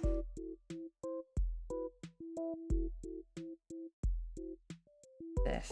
And her thumb is also gloved. Okay. Hopefully Star Ocean 2R goes on sale so you can try it. Obviously it's still fairly new-ish. Also for Klonoa, what you're looking for is Klonoa Fantasy Reverie series. Those are the remakes. Yeah, wasn't that released? It was for Switch, right? I remember seeing it. I'm gonna put that open in a tab. Fantasy. Is that for Switch? No. Yes? No. Yes? No. What am I thinking about? Oh, it's on Steam. That's good. Klonoa's on everything? Oh, okay, okay. Oh, there's a demo available! Even cooler. There's so many old games I want to play. I want to play, I was thinking about this because there were some news articles about it that I saw recently about, some old art, concept art for it being found. I want to play Mega Man Legends. Y'all ever heard of Mega Man Legends? I'm playing Mega Man Legends. Mega Man RPG, give it to me. I've known of it. I've known of it for a long time. I never played it. Wait until Capcom finally releases a Legends collection. Oh, do you think they will? I hope they do. And then I mean, honestly, yeah. Too many games. Too many good games to play. A rare case of genre shifting. Oh, yeah. True. But I think Mega Man has an appealing, like, lore, I think, to it that makes the RPG genre kind of work. I don't know.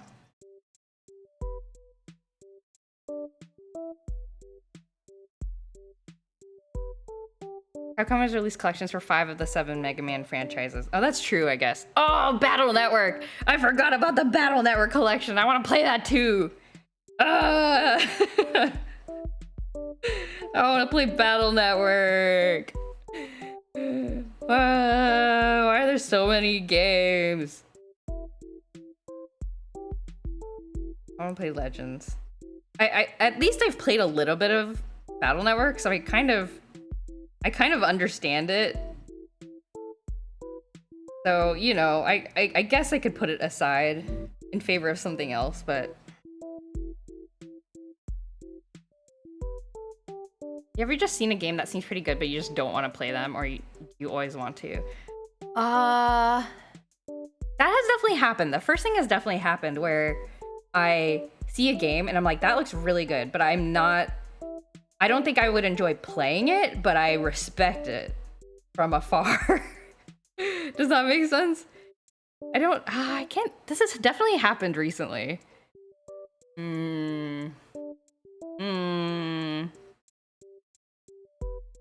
It's like that with a lot of horror games. Like, I enjoy watching horror games. I've mentioned this before. Because I want to enjoy the story and the story of the horror games, but I don't like playing horror games because I get too scared and then I can't enjoy the story. Sometimes I think I would enjoy playing it, but just don't want to.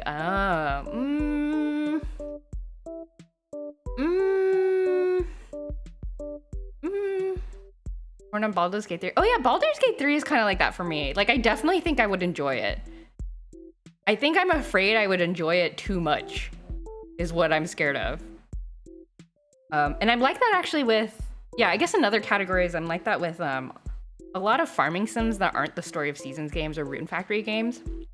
Like, I feel some sort of brand loyalty to Story of Seasons and Rune Factory, so I'm less like, I don't know, there's less of a barrier for me to playing them.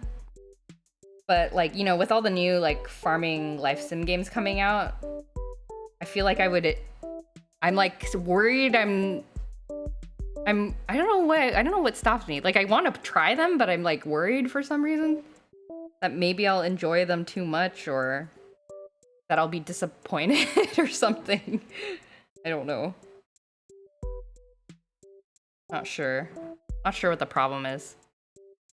I would enjoy Klonoa. I'm pretty sure no intent of ever playing that. Yeah.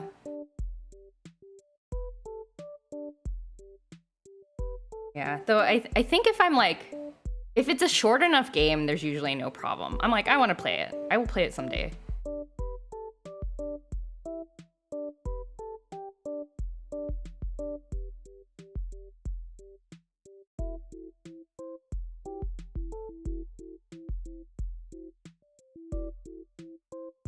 We're on Baldur's Gate 3. Appreciate it as the work of art it is, but boy, am I not a fan of tabletop style gameplay. Ah. Yeah.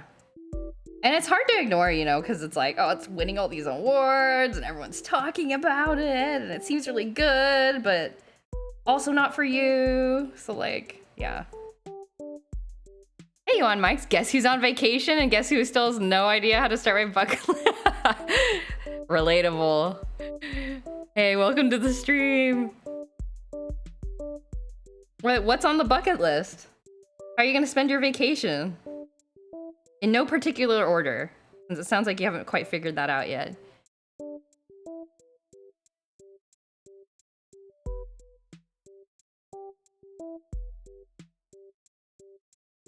Oh, this is... I need to fix this. What is this? Ribbon needs fixing. Okay.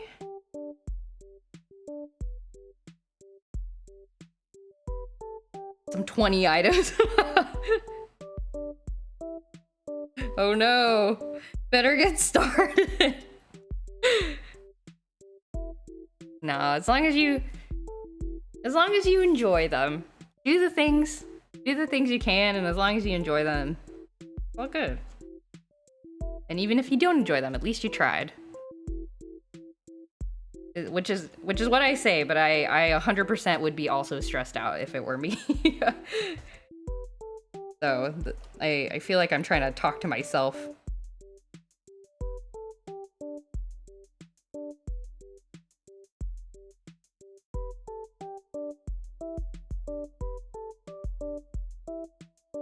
This star earring is too big. Too big. We say star earring is much smaller than this. But congratulations for being on vacation. How exciting. I hope you get lots of like rest too. That's also important.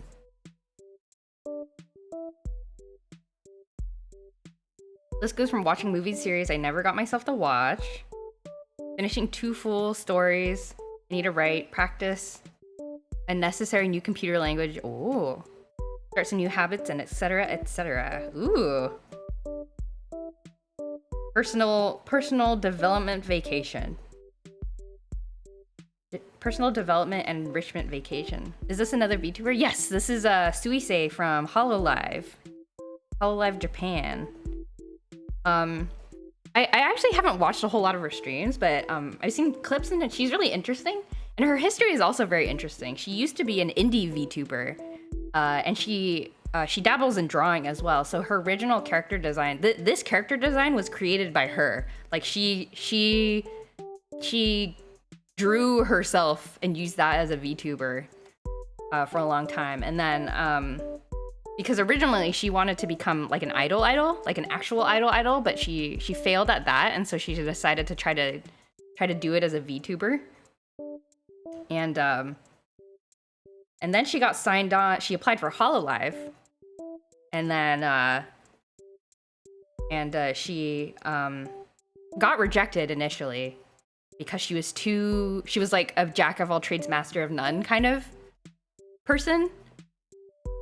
And then I forget what happened, but they gave her another chance for some reason. She might have just like contacted them again and decided to debut her as like a music focused VTuber. Like an actual singing type VTuber, and they let her keep like her design and stuff. But now she's moved on to becoming a little bit more general, I think. No joke, I named this bucket list my training arc, Naruto style. Accurate naming. Accurate naming. There's many VTuber designs I don't like. I feel like they overdo it with the design many times. Yeah. I think there's definitely there's definitely a balance to hit. Like, you want to be memorable, but you also don't want to be too complicated, right? So it's definitely a hard like character design problem. It's a very interesting like branding exercise, I think. Yeah, but Suisei is I don't know. But it's kind of cool though, because she started off as a singing VTuber and then became a more general VTuber, but she I think is the most like professional in terms of music production out of all the Hololive VTubers. Like she like releases songs regularly. She was on like music shows. She has like an external like music group, like her and a producer, like they make songs together under a different name. She like has a radio show or something. I don't know. So she's like very active. It's pretty impressive. I think she's a very cool person. What's the shark one? Gura. Hers is pretty spot on. Yeah, hers is very cute. Very cute character. Gura is one of the more popular ones from Hololive. She is, I think, maybe the most popular Hololive streamer. Which is kind of funny because she actually doesn't stream that much, at least recently. But I think her character and her personality are just really, I don't know, they just are very appealing. She's also a very good singer. If you ever look up Gura like karaoke streams, she's a very nice singer. A lot of talented people. A lot of talented people.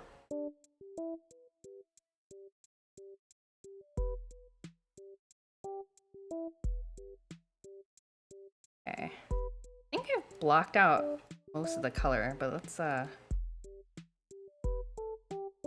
in some blushies. I mean, I need to come up with my own training arc for my vacation. Oh, actually, maybe I shouldn't, because I think, knowing myself, I probably won't even be finished with Huevember by the time my Christmas vacation starts. I'll be like, my bucket list is finishing the things that I didn't finish. Still have that book I haven't finished. The book about the spy, the Russian spy in in the Cold War.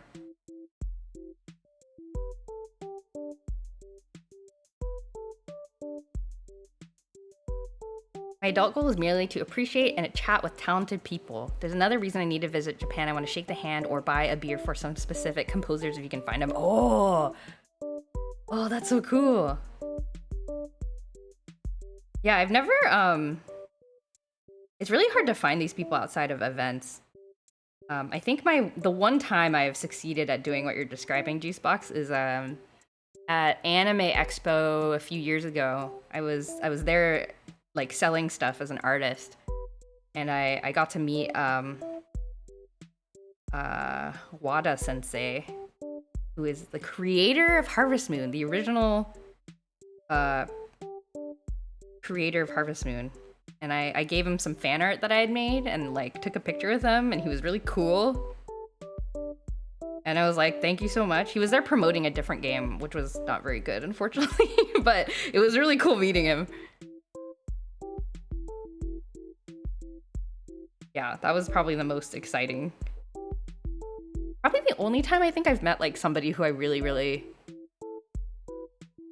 admired. I'm trying to think if I've encountered anyone like that. That's the most memorable one that comes to mind.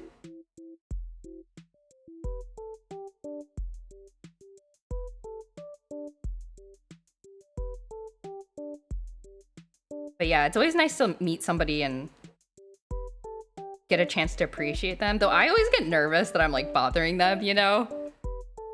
I'm like, oh, maybe they don't want to, I don't know. Maybe I should just leave them alone. I don't know. But also I want to tell them how much, but like maybe they're annoyed. I don't know. I'm scared. I always like psych myself out. That kind of thing. I'm sure I won't succeed in most cases, but I hope I can find one or two just to give them a heartfelt thanks. Yeah. I think you really have to look out for events that they're going to be on. I mean, I'm sure a lot of these people, you know, people who work in who are kind of more big name in the industry, I'm sure they're traveling a lot too, so it might be hard. But I hope you find them too. It's always like a nice feeling to be able to like tell them how much you appreciate them and their work. I hope it never gets like annoying. You know, is there a point if you're famous enough where you get like tired of it? I hope not. Want to find and take a picture with Junji Ito? Junji Ito does seem kind of cool. I've never read his mangas though. I'm very scared. Except for that one about his cats. Which is like not horror at all, but it still looks kind of scary just because of his drawing style. Some aren't in the industry more. Oh, okay. Ooh. Composer for Final Fantasy USA called Mystic Quest. Oh, uh-huh. Oh, I see. I want to find the voice actress for Noah and be like, you changed my life. Thank you for voicing Noah from the game Legend of Legaia. My sisters and I have mimicked your lines often. We grew up doing so.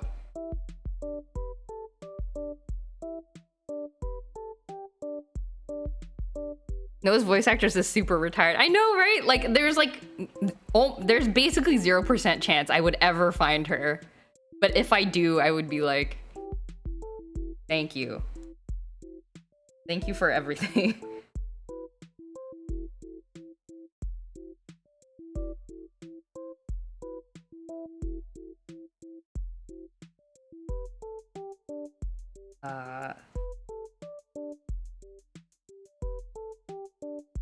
In shading?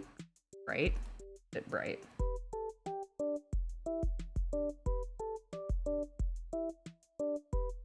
Block in the shading blocks.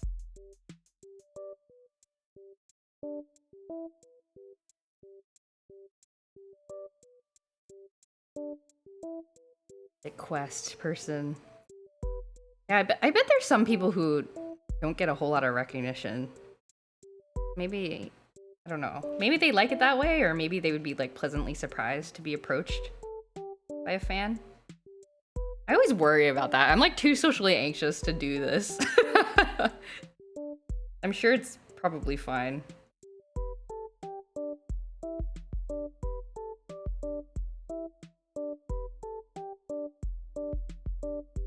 Where is the light coming from? Above? Above?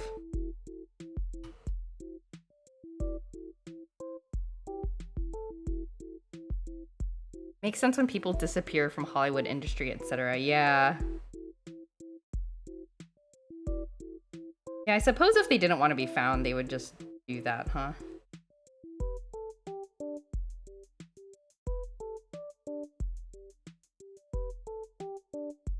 A friend of mine has been in Japan since 2 days ago, and he met Yoshitaka Amano's daughter randomly. What? Wow.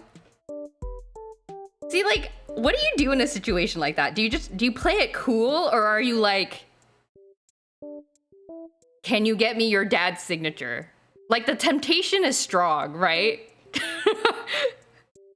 Like, it would be really hard to resist asking, right? But you also don't want to be like weird about it. He wasn't a fan or anything? Oh, that helps. It helps when you don't have the urge.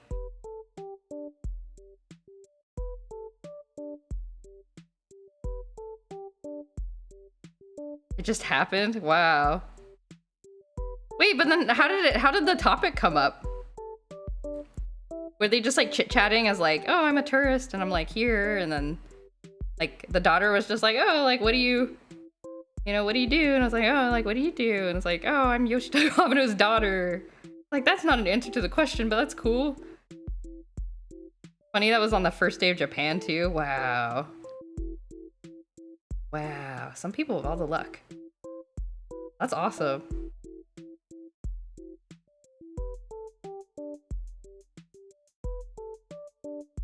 Wasn't on call when he talked about it. Man, I don't trust myself to be cool about this.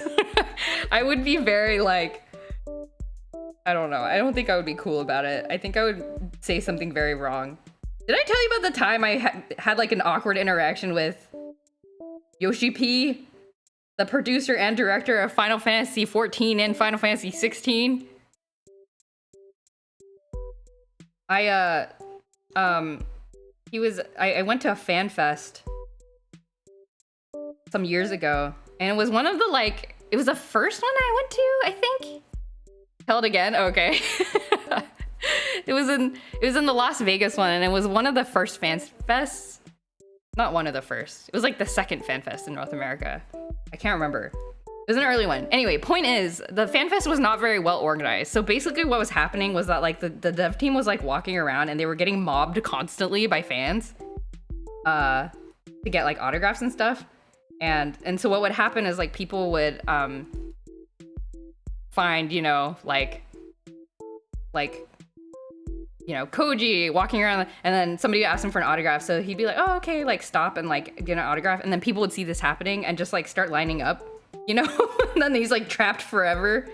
But anyway, Yoshi P was in one of these trapped forever signature lines, and I was lining up also, contributing to the problem.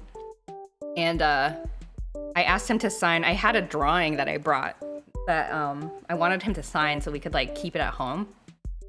And he was like, oh, sure. And he complimented my art, which was really nice. He was like, oh, very good. And I was like, oh, thank you so much. And he signed it.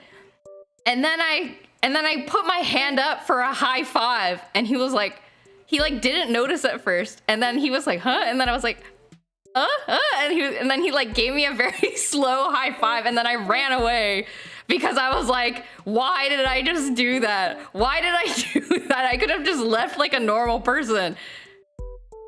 What's wrong with me? I could have just said thank you and left. Why did I put my hand up for a high five? Anyway, this is why I don't trust myself around famous people. I act absolutely like just rude and awkward. What's wrong with me? He doesn't remember it? What if he does, though? He might remember it. This terrifies me.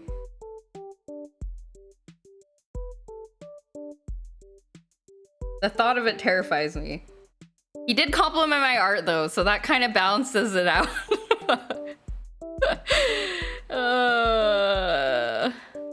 Yeah. But anyway, from then on, the following North American Fan Fest, they were a lot more careful about having the dev team move around. I think they basically had the dev team kind of shuttle, like, they had like people shuttling them around and like places that they could go without being mobbed by the fans. Sorry to say it, but he might remember, I think to this day, he is still confused about it.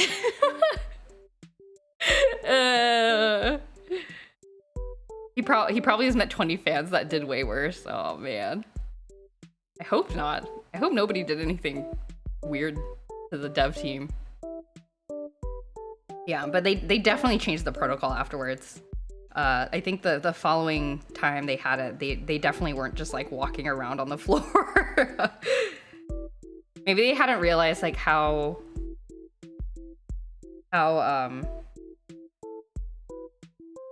popular it had gotten. I don't know.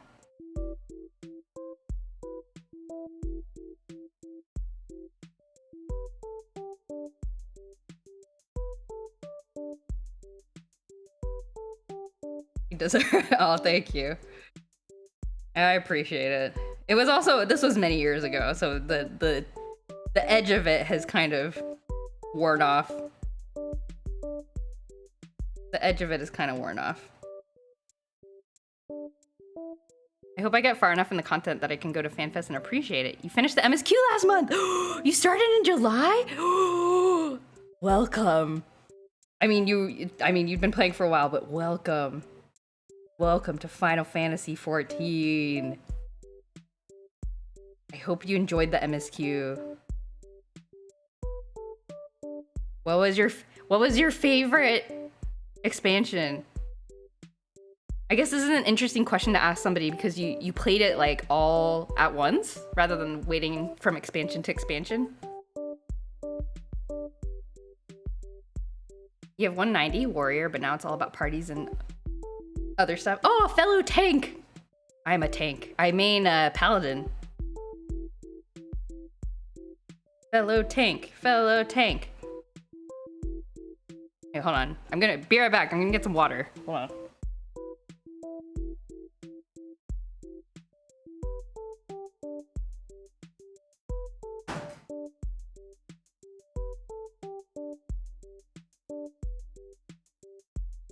Okay, I'm back.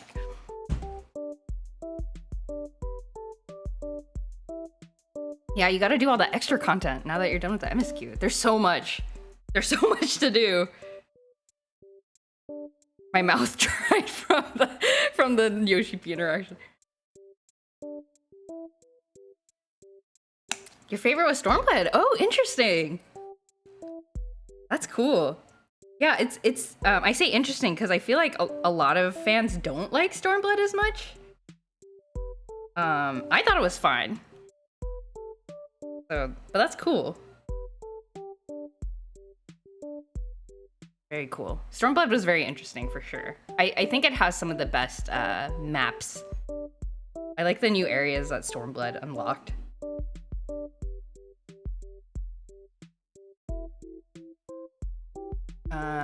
How do I draw? Everybody, I don't know how to draw anymore.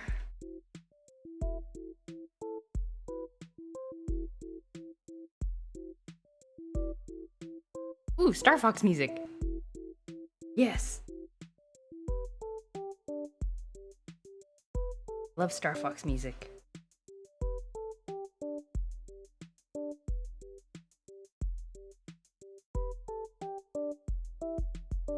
Mostly because of the themes, locations, and characters. I think Emmett is cool and the ending is great and I love all the music, etc., but I walked into Kugan and it took my breath away.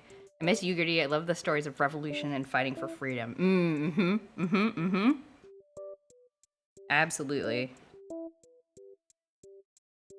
Yeah, and I think it ties up, it also does a good job, I think, tying up a couple of story threads with two different nations in the world kind of at the same time. I don't know. It was definitely, I think it did a good job. Like, telling a story. Yeah, and I totally agree. Kugana is one of the coolest cities.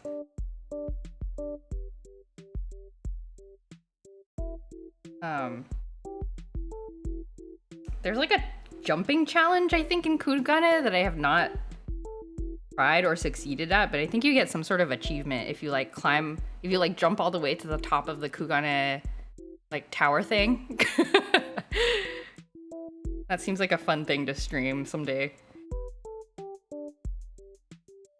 I have some friends who played it when it was new, and they say players disliked it for content reason.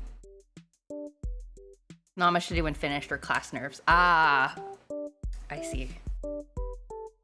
You did the Kugana jumping puzzle? It was tough. Oh, you were braver than me. That's cool. I have not even tried.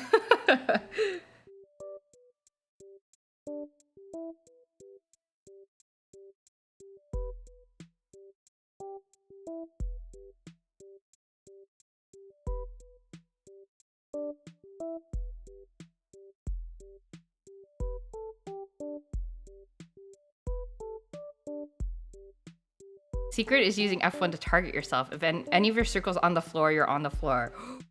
Oh, I see. I see. Okay. You can also jump later than might seem natural when sprinting.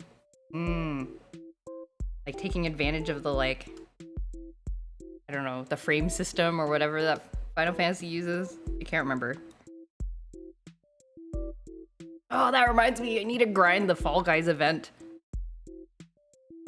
I am behind. I'm so behind. I need to do my weekly raid. I haven't done my weekly raid yet. Oh no. Ah. Too much to do. Man, my Sundays are busy nowadays, huh? I think especially because now that I'm like actually streaming art on Sundays instead of copping out and playing a game. It feels a lot busier. I gotta do my Final Fantasy weeklies. Gotta do my art streams. My sisters and I are gonna be playing Lethal Company later. Excited to try it out. Did I stream Lethal Company? Would people want to watch that? Like, I don't know what I'm doing. I don't know if people would be interested in watching us play Lethal Company, but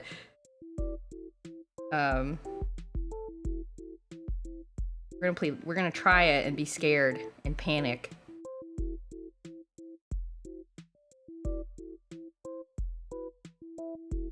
And I went and watched a movie today. I guess it's good. I guess I feel like I have productive Sundays nowadays. Stream what you feel like. Yeah, I guess it depends on whether I'm socially pooped after streaming today.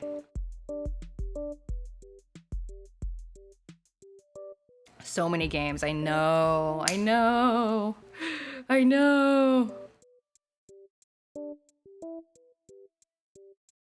Oh, and there's also actually another game I want to stream. Actually, I might stream them this week. I might do a surprise stream during the weekday, because I want to play. I want to show off Slay the Princess.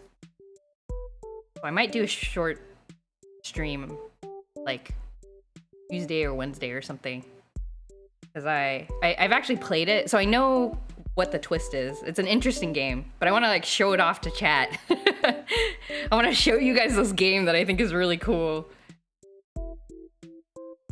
Yeah, can't talk about it. Can't talk about a game. So if you're ever gonna play it yourself, do not watch the stream. But there's a lot of endings though. Like I've watched somebody's playthrough of it, and I feel like I can still enjoy it by myself, because it seems like, I don't know, there's still like a lot left, even if you do watch a playthrough. I will say that.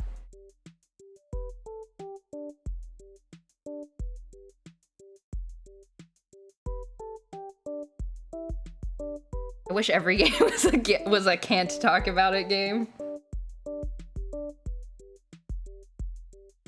Sure do love the can't talk about it games. Outer Wilds, am I right?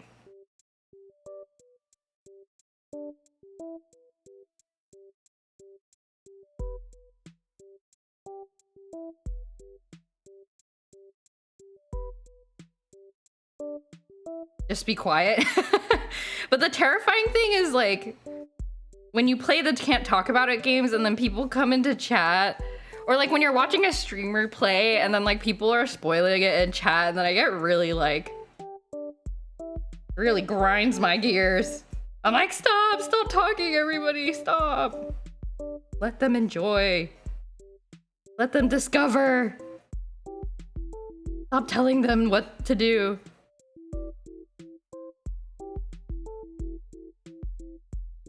Are you saying that the game's called Slay the Princess doesn't end exactly how it does? Yes, surprisingly. The title seems quite straightforward, doesn't it? Imagine if people treated Tetris the way as Undertale.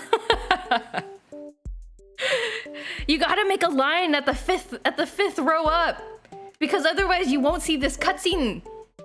You need to trigger the cutscene by going this direction. Yeah.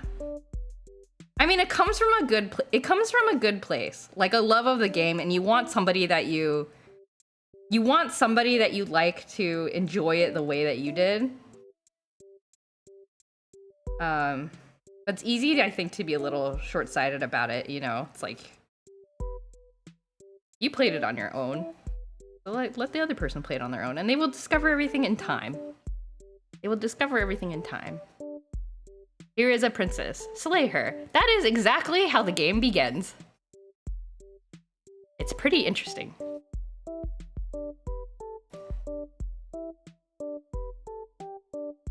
People talk very smugly when they play the can't talk about a game. I would prefer if they were I see. I hope I'm not being smug. I hope I'm not being smug.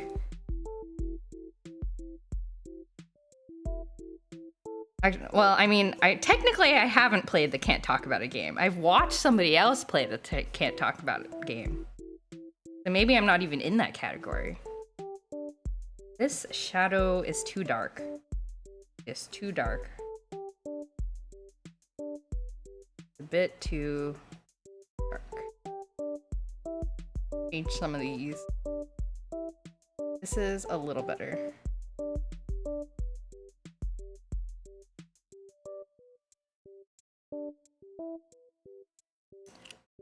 I don't know if you can have the smug voice. Should I try? What's a smug thing I can say? How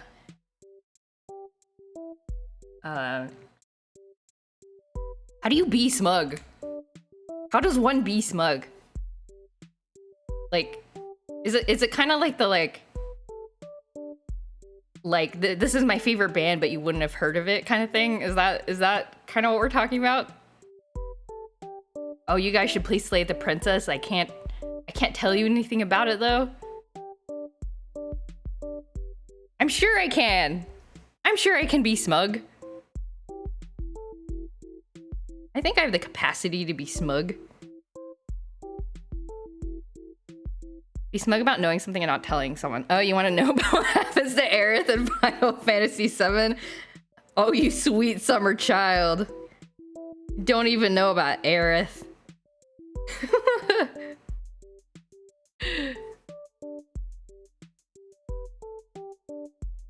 Another game I need to try. Quest 64! That was one of the... Okay, I was gonna say I have a story about Quest 64, but I don't actually have a story about Quest 64. I just have a memory about Quest 64, which is when I discovered completely legitimate gaming options on the PC. Back when I was a child, I lived in my parents' home and we had a family computer, and I discovered completely legitimate game distribution systems. Back in the day, I was like, I think back then the N64 legitimate pretend consoles were kind of new. They weren't very good. But I discovered that you could get them, and I was like, I want to play Quest 64. That seems like I remember distinctly scrolling through the list of legitimate games and like picking out ones that I thought sounded cool. And I remember picking Quest 64 and getting that and putting it on the legitimate console. And it did not run very well is all I remember. I remember trying to play it, and then like it didn't run very well. It was so slow. But I was like, look at this fantasy world.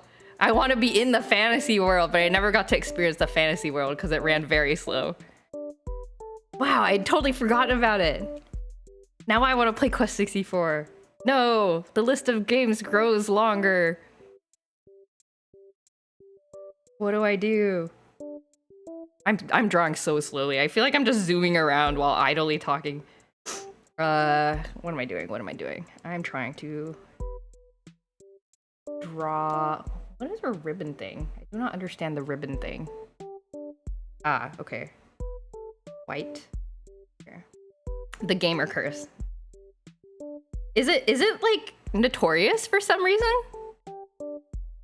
It seems like multiple people know of it. I just like randomly picked it off a list of legitimate games when I was a kid, and that's the last I heard of it.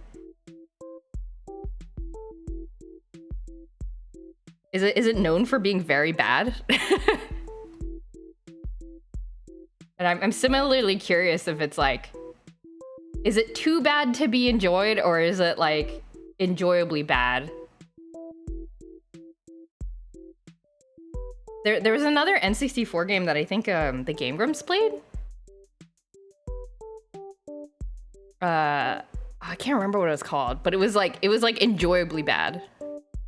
It's an infamous game. Interesting anecdote in terms of game quality. Look up on YouTube, you'll find plenty of videos about it. Oh, okay, people have made video essays. All right. Time to learn about Quest 64, I guess.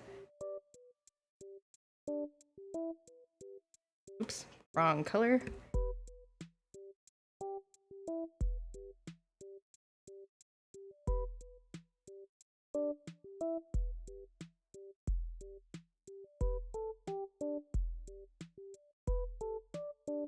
Wow, I had no idea. Wait, so did it run bad on my legitimate console because it's a bad game? Or was that just the state of N64 legitimate consoles of the time? Maybe it was more the latter, I don't know.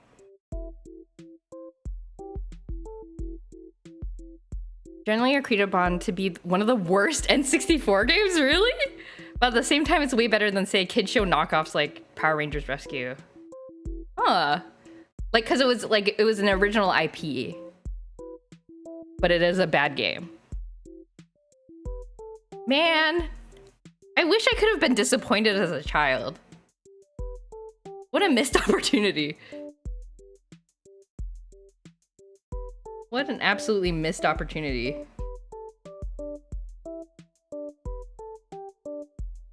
Okay, I gotta draw the plaid. I don't want to draw the plaid. Don't make me draw the plaid on this girl's shirt. Wah. It does have a unique magic system.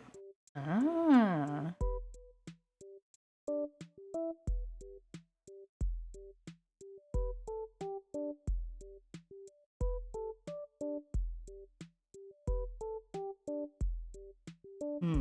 This is slightly more gray, look better. I can't tell. A little lighter. Better.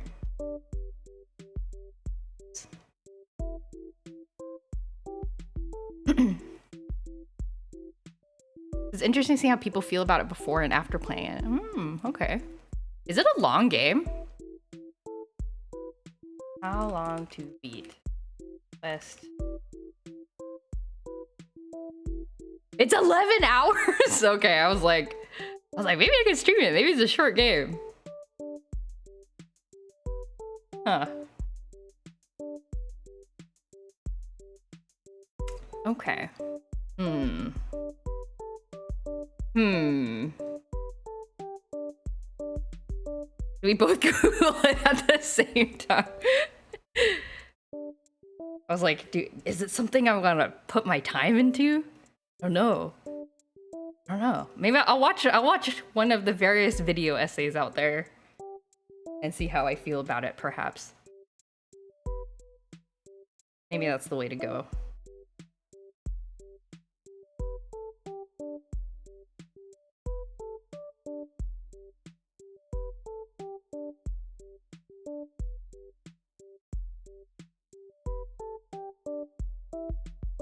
I don't want to draw the plaid. Look, it's already so...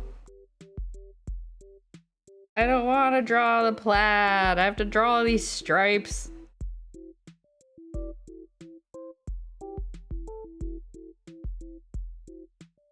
Why did I pick this? It was like this with the Bettel picture too. Just like, why did I do this to myself?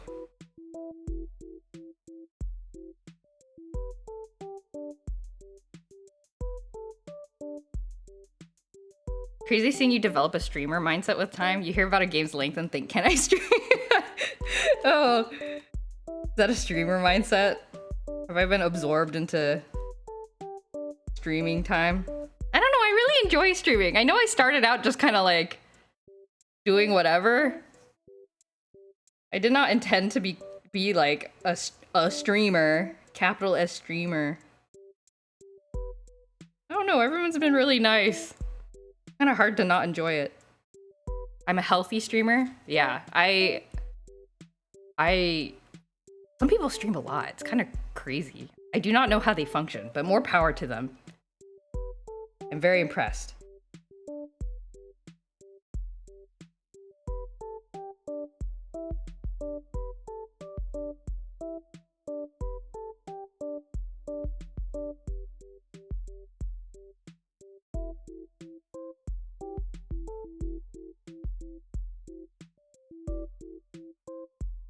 I do get kind of I mean, this is still social interaction for me. I do get kind of pooped from the streaming as much as I enjoy it. I don't think I would be able to do this as like a career, but it helps. I was talking to a friend about this the other day.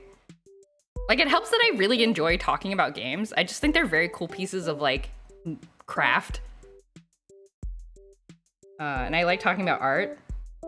So my work's kind of cut out for me somehow.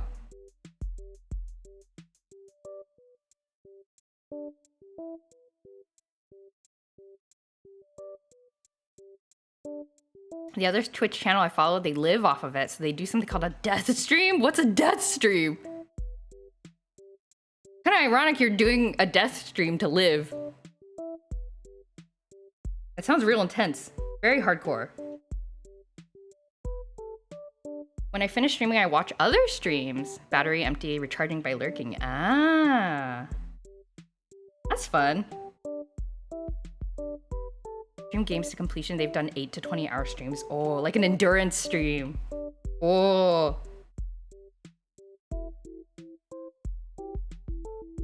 That's intense.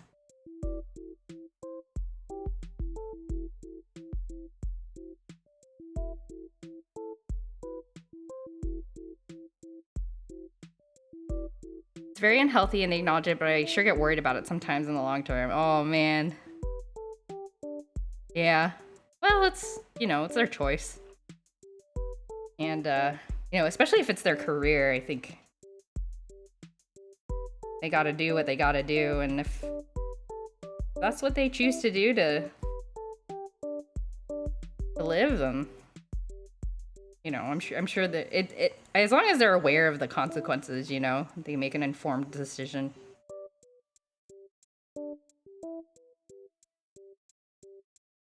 They didn't plan it originally, they just said what and continued. Wow. It's sort of like speedrunning, but without the speedrunning part.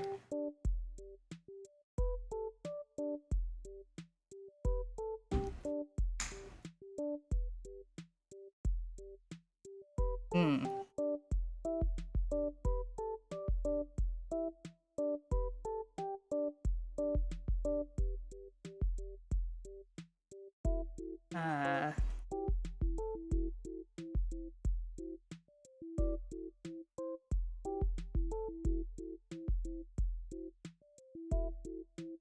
I'm gonna wavy my... Look at this jiggly line. Oh well. Jiggly lines are okay, whatever.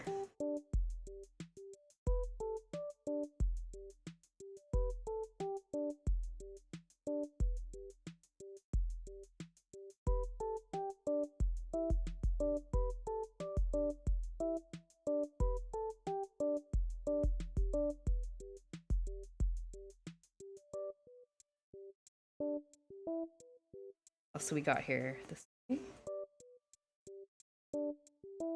Okay. Speedrunning the wrong. Speedrunning their lives. Oh no! No! Hey Beanie, what's up?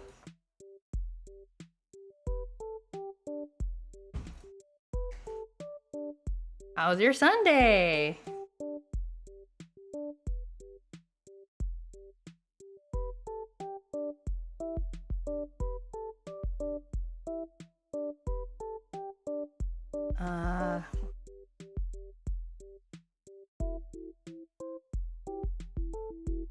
Eating leftover Chinese at work. Nice. I'm struggling with drawing plaid. There's a reason that a lot of artists just use like overlay patterns and just slap them on there. But I was not wise enough to think about this beforehand.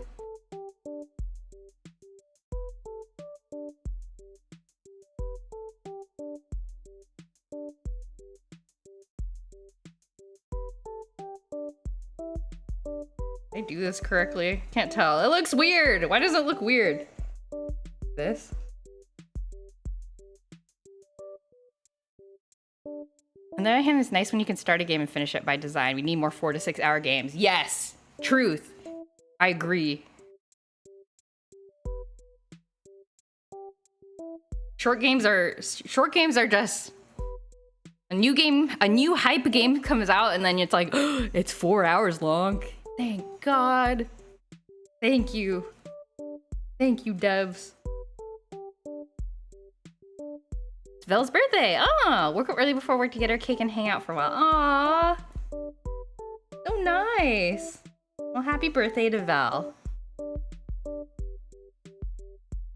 I hope you guys spent a lovely birthday together. This needs to be... the perspective is wrong. It needs to be like this. Curved downward. Okay, I understand now.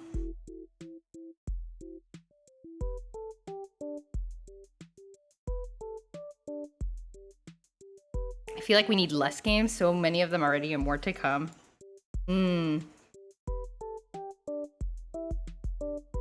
Yeah. And a lot of things are being remade nowadays, I feel like. Like, not just in games, but in, like, other media, too. There's a lot of remakes. There was a movie preview. Did you know there's a new Mean Girls coming out in 2024? There's a new Mean Girls movie.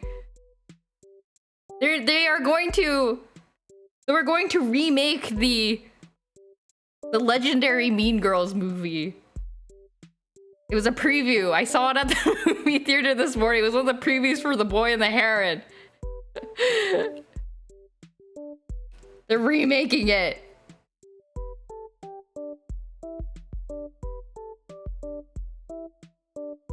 It's a secret musical? It's gonna be a musical? What? Like songs? What?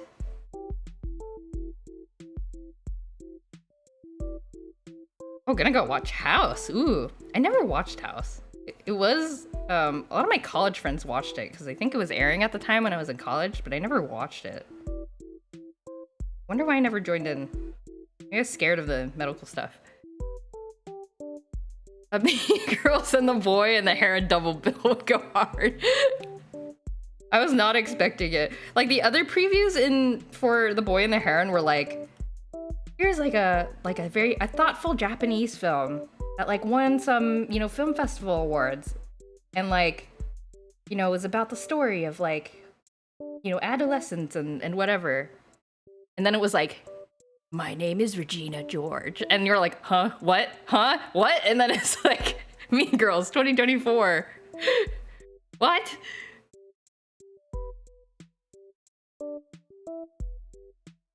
There's a number of upcoming movies that are going to be musicals. And the advertising is very specifically not telling you. Oh. Why, do people not like musicals? Or something? Is that why? Advertising a musical is like advertising adult animation. Culturally, we seem to have agreed that they're only for weirdos and adults are not allowed to experience joy. Oh, is that why? That's kind of sad. Do people think musicals are for weirdos? Why? I don't understand. Why a musical for a weirdo? I don't understand.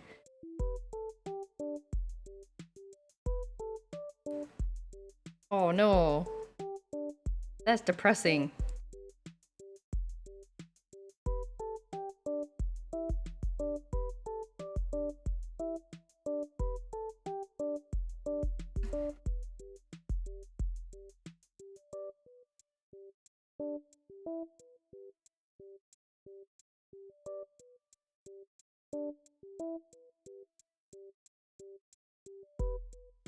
I mean, I like musicals and I'm aware. Beanie, we're not talking about you. That's why the South Park movie being a musical is the greatest Hollywood sleight of hand of all time. Oh, I see. Wait, so how does Beanie, how do you have insider knowledge about it being a musical? About these movies being musicals? What do you know? Or is this like, is this a prediction? Or is there like... Are you like moonlighting as a... like a secret like Hollywood movie journalist? It just leaks? Oh, okay. Internet gossip.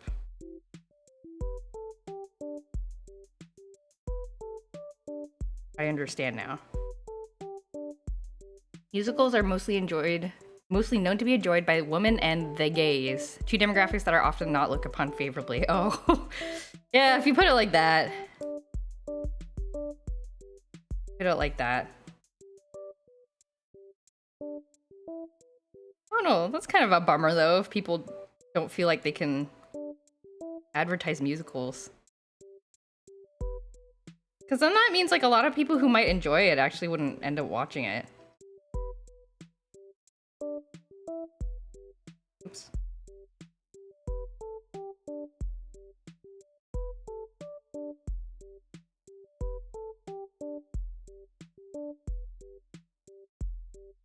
I'm honestly more interested in Wonka now that I know it's gonna be a musical.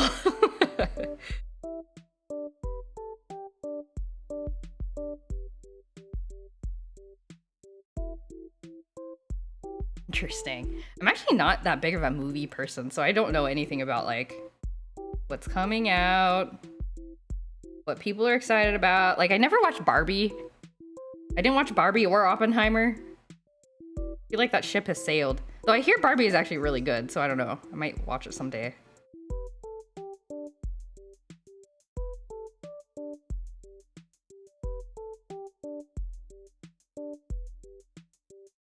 It's like how Twilight honestly wasn't that bad. Teen girls just enjoyed it, and that we as a society hate teen girls. Yeah, that's too bad. I feel like Hunger Games kind of got a bad rap also because of that, but it was actually a pretty good series of books. I mean, I read them. Oh, did you know Robert Pattinson is in The Heron and the Boy? Or The Boy and the Heron, sorry, I mixed up the title for no reason. He's in the English dub. I didn't watch the English dub, but he's in it. He voices one of the characters. I was like, cool. It's like pleasantly unexpected. He does. I saw a clip of it when I saw the credits. Does a good job. And then I told my husband, I was like, Robert Pattinson's in the dub for The Boy and the Heron, and he said, "Who's that?" And I was like, "You don't know who Robert Pattinson is? How can you not know who that is?" And I'm like, "You know, the vampire from Twilight." And he's like, "I don't know what that is." I was like, okay. I don't watch the English dubs. No, I will watch them, but if I have a choice, I will pick the subs. All right? If I have a choice, I will pick the subs. But I don't turn my nose up at the dubs. If there's a choice. He doesn't know what I was like, I think he knows what it is, but he like doesn't know who the characters are and like doesn't know who the actors are. Can you make him watch it and tell us what his reaction is? We could. I mean, I could also tell you what my reaction is, because I don't think I've ever watched the movie. I started reading the book, and then I was like... I rewatched To Wong Fu, Thanks for Everything yesterday. Definitely a 90s time capsule, and the same movie would probably not be made the same way today due to subject matters and attitudes and stuff. Yeah. It's always interesting watching older subject matter. Because, I don't know. I guess Mean Girls is gonna have a similar treatment, probably. Because it's very... about life as an adolescent. And it's also reached a sort of meme status that I don't think it was intended to be, like, watched with, but... I don't know. There's definitely a different context going into it now than the original.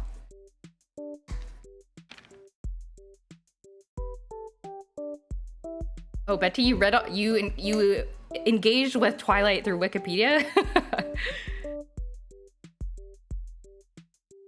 When I was in the library club in high school, we read Twilight, and then we actually went to the midnight release of the first film. Oh, that sounds fun.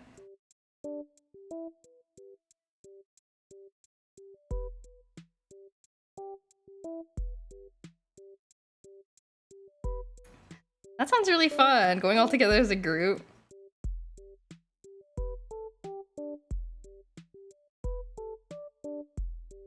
God, what am I even doing coloring? What am I doing? Everything's a blob. I don't know what I'm doing. I had a Twilight movie marathon with my friends this year. Eclipse Part 1 truly is a dreadful movie. I actually kind of enjoy bad movies. Because my guilty pleasure is complaining about things. I like complaining about things. Especially narratives.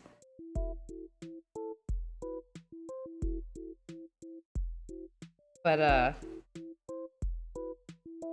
think with enough distance, though, I think there's some... I mean, there's definitely some significance as, like, a cultural, like... milestone of some sort. Like, a cultural marker. That I think would be interesting to experience.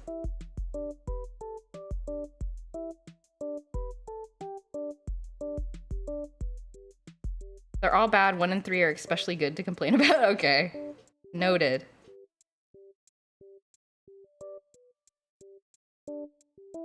The part 1 is not that much for me. It's just a drag. Oh, I see. I see, I see. Okay, let's color the eyes. Let's do the fun part first. Let's color the eyes. I don't know what I'm doing.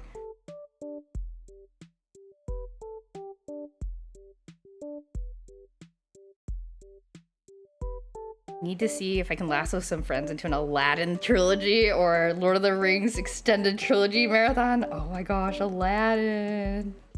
Aladdin. We had Return of Jafar and original Aladdin in my house growing up, so I'm very familiar with both of those.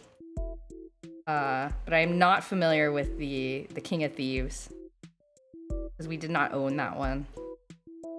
So it's always like very magical to me when I remember it. One of those marathons will last much longer than the other. You'd have both. You'd do a super marathon of both trilogies.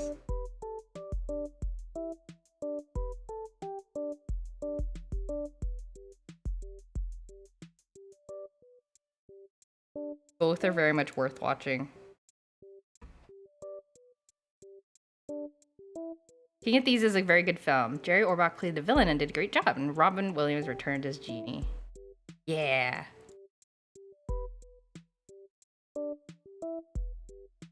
I'm like the opposite with the Aladdin sequels. Like, you're very familiar with the third one and not familiar with the other two. Never had Return of Jafar.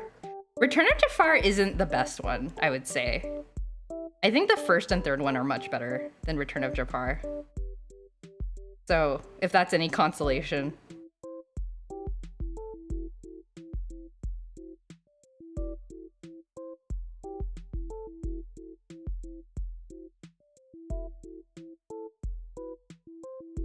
When I watched it, I was surely unimpressed.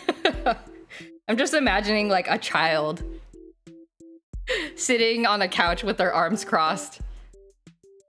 The credits for Return of Jafar start rolling. And the kid just shakes their head. Little Greg is just like...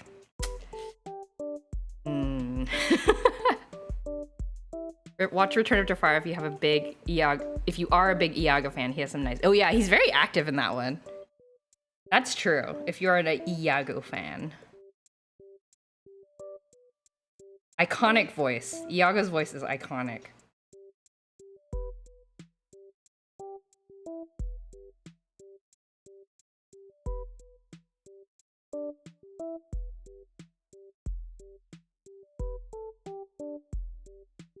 Calm yourself, Iago.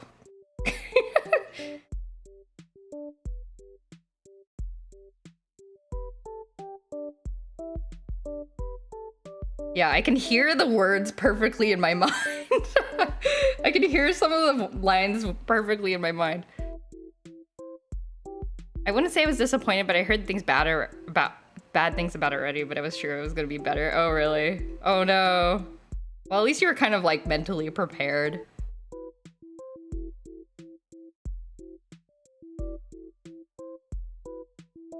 Patience, Iago, patience.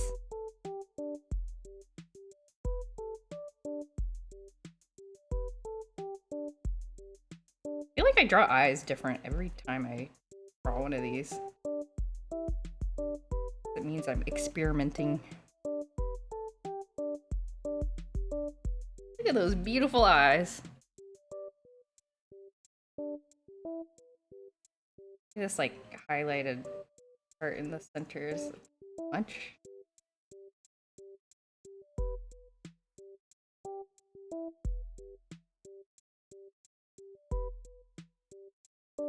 It's also like the only Disney DVD sequel that they used for Kingdom Hearts. Oh yeah, the genie version of Jafar is in Kingdom Hearts, isn't he? He's like a boss? I mean, spoilers, if you haven't watched Aladdin. Genie turns into Jafar turns into a genie. He's a boss in 1 and 2. Oh, okay.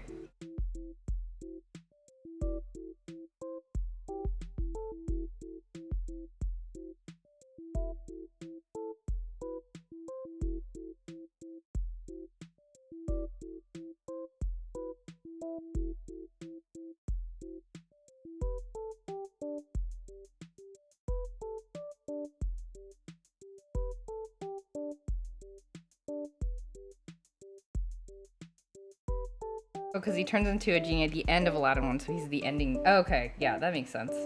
The ending boss fight.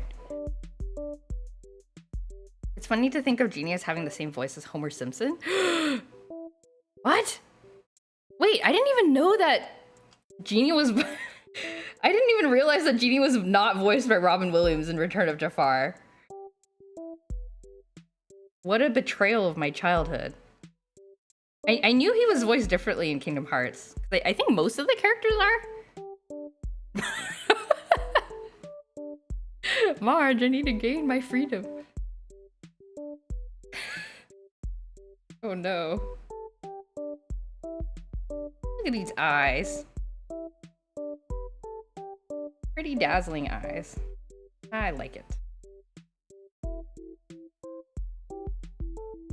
Make the lower part a little bit more bright.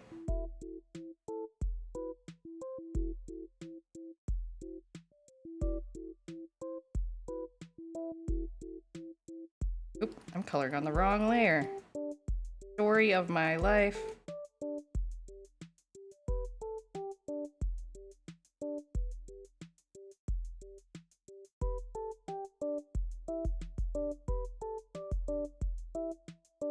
James Wood still voices Hades. Ah, okay. He did a good job convincing me. True. Did a good job. Ursula is still Pat Carroll. Oh, okay. Yeah, Hades has such a unique voice. Like a unique character talking, I feel like. As far as Disney movies go, maybe. Ursula.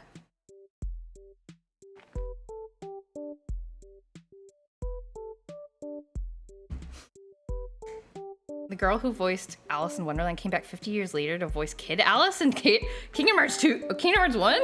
What? How does that work? That's wild. Wow, good get. That's kind of cool. Yeah, I mean, I guess it's been so long that you're kind of like, yeah, I'll revisit the role. That seems fun. Yeah, having that vocal ability 50 years later that's very impressive. And maybe lucky? I don't know how voices like mature over time.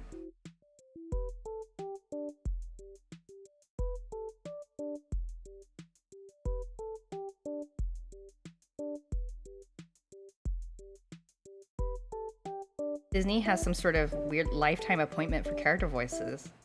Oh. Of course they will ignore when they can profit, but still. Sounds really different from the original movie Never Checked. Yeah, I imagine so. They probably like rewatched it, their old recordings to kind of like get back into the thing. Get back into it.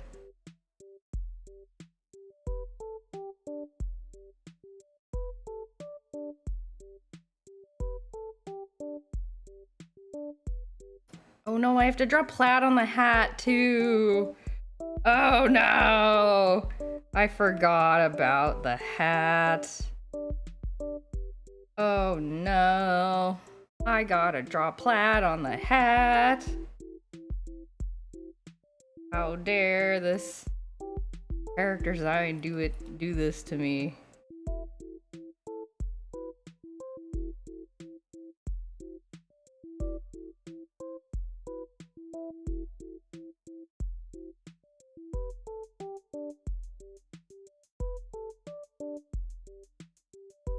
This?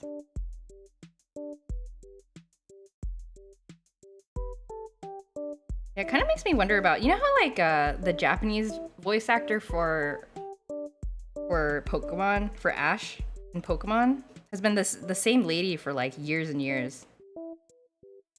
But in the English dub, they kind of just cycled through people. Cycled through people. But yeah, and then when the original Japanese voice actress was gonna retire, they were like, okay, no more Ash. It wouldn't be the same without, basically. We'll just start a new series with new protagonists. Which kind of makes sense. Kind of does make sense.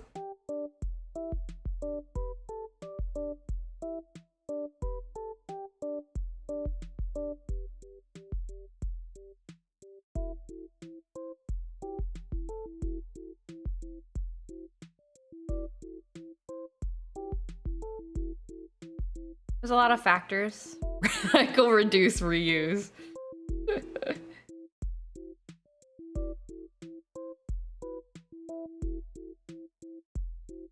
True, there's probably a lot of factors. That's true.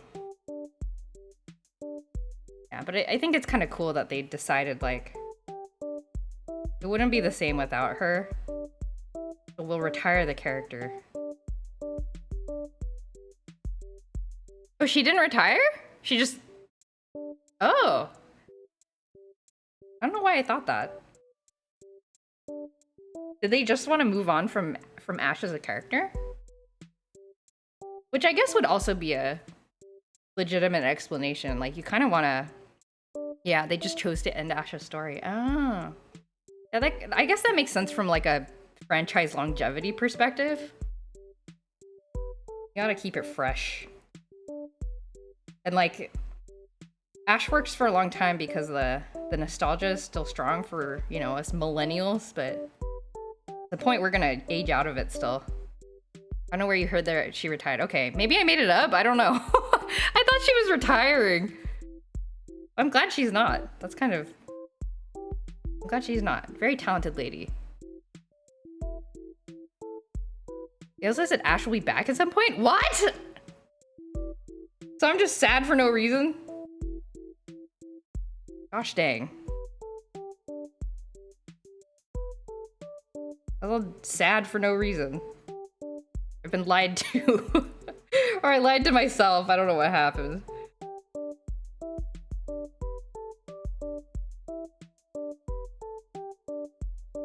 Oops.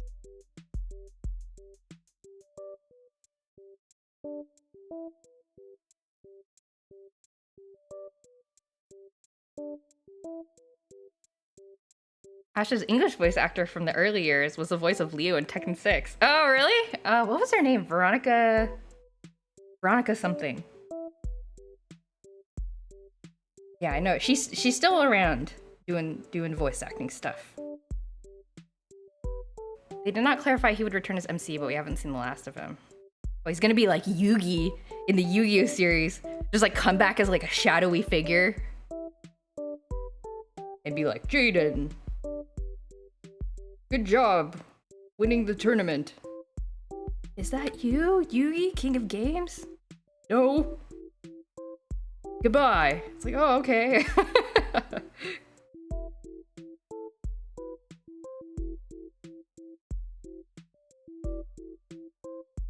That would be cool. Shadowy figure Ash. Maybe grown up. He will break the barrier of being 10 years old.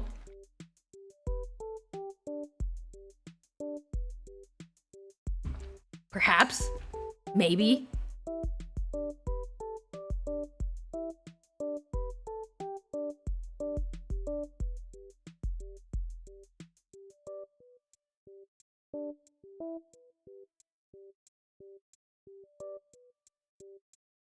Seemed very familiar and Pharaoh-like.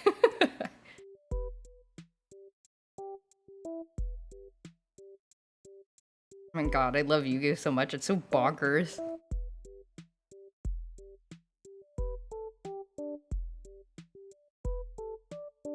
People like also like the last 3 gens of Pokemon in the anime, so it's nice knowing to watch and have a clear endpoint. I'm still working through the last season. Slowly. But yeah, the anime was pretty good for the last couple of seasons. Like, a lot of nicely written episodes, lots of fun animation.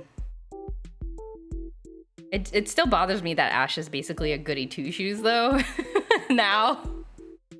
I miss, like, sassy brat Ash from the Indigo League series. Did you see the Dark Side of Dimensions movie? The official end of story blew me away. I haven't seen Dark Side of Dimensions. I haven't seen it. I need to watch it. I need to watch it. Oh, you know what happened is because I wanted to watch GX before I watched it. And then I finished GX like earlier this year? I can't remember. And then I was like, do I need to watch 5Ds? And my Yu-Gi-Oh friend was like, nah, it's okay. You probably don't have to watch 5Ds. I was like, oh, okay. But then I never got around to watching the movie. I need to watch it. I absolutely need to watch it.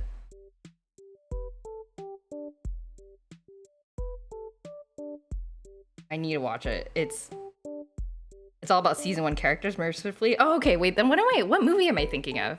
Isn't there a different movie? Is there a different movie that has like like it has Jaden and Yugi and the guy from that I can't remember, the 5D's main character? Is that a different movie?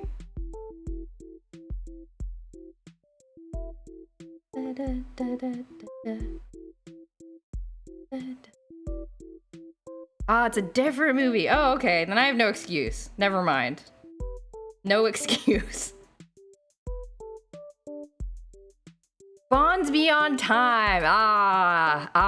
Okay. I see. Bonds Beyond Time. That's right. I need to sit down and have like a Yu-Gi-Oh movie watching marathon. I need to watch it. Is it bad that like most of what I know from the movies is from the Little Karibo abridged series? Yu-Gi-Oh! Abridged series. He did an abridged version of the movie, and I remember watching that a little while ago. And I was like, I don't understand anything, but that's kind of par for the course.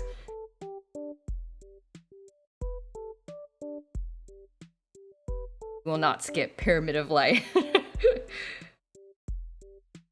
Okay, alright. I gotta watch them. I feel like the more I stream, the more I feel like I'm getting homework from chat. I gotta read Warrior Cats. I gotta play Star Ocean 2. I gotta watch the Yu-Gi-Oh movies. I mean, these are all things that I want to do. I do not feel pressured. But now I'm like, oh no, I'm accountable for it now. Chat wants to know how I feel about these things. Throw it on the list. It's on the list. It's definitely on the list.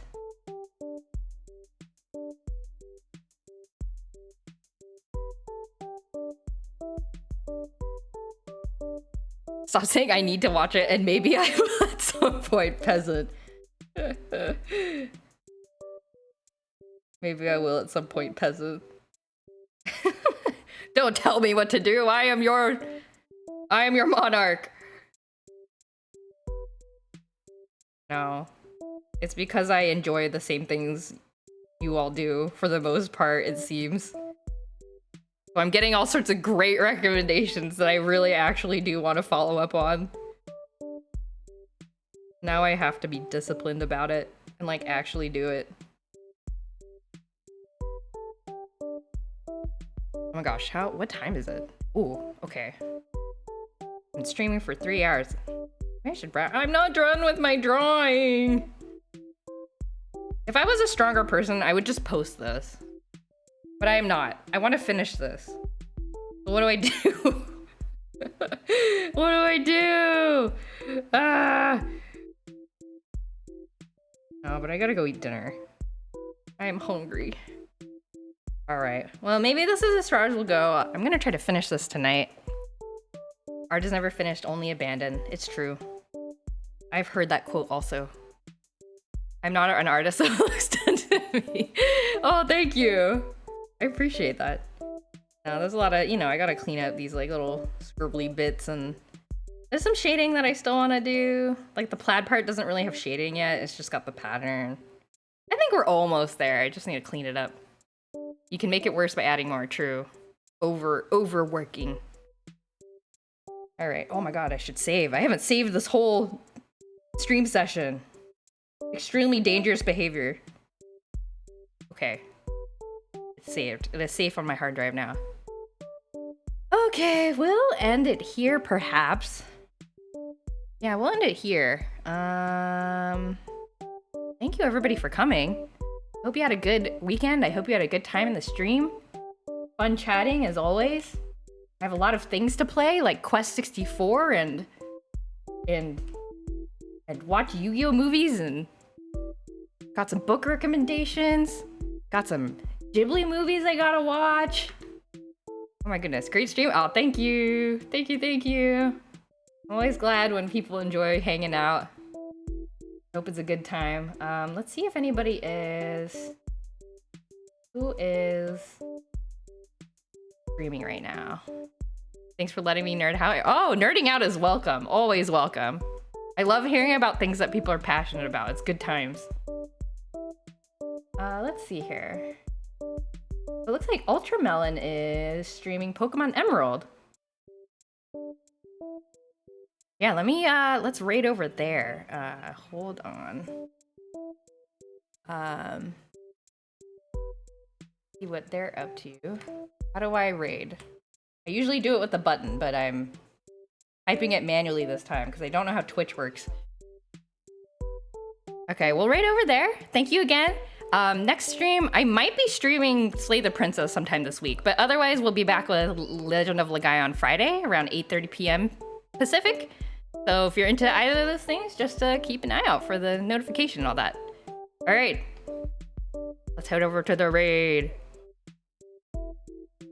See you later. Bye, everybody.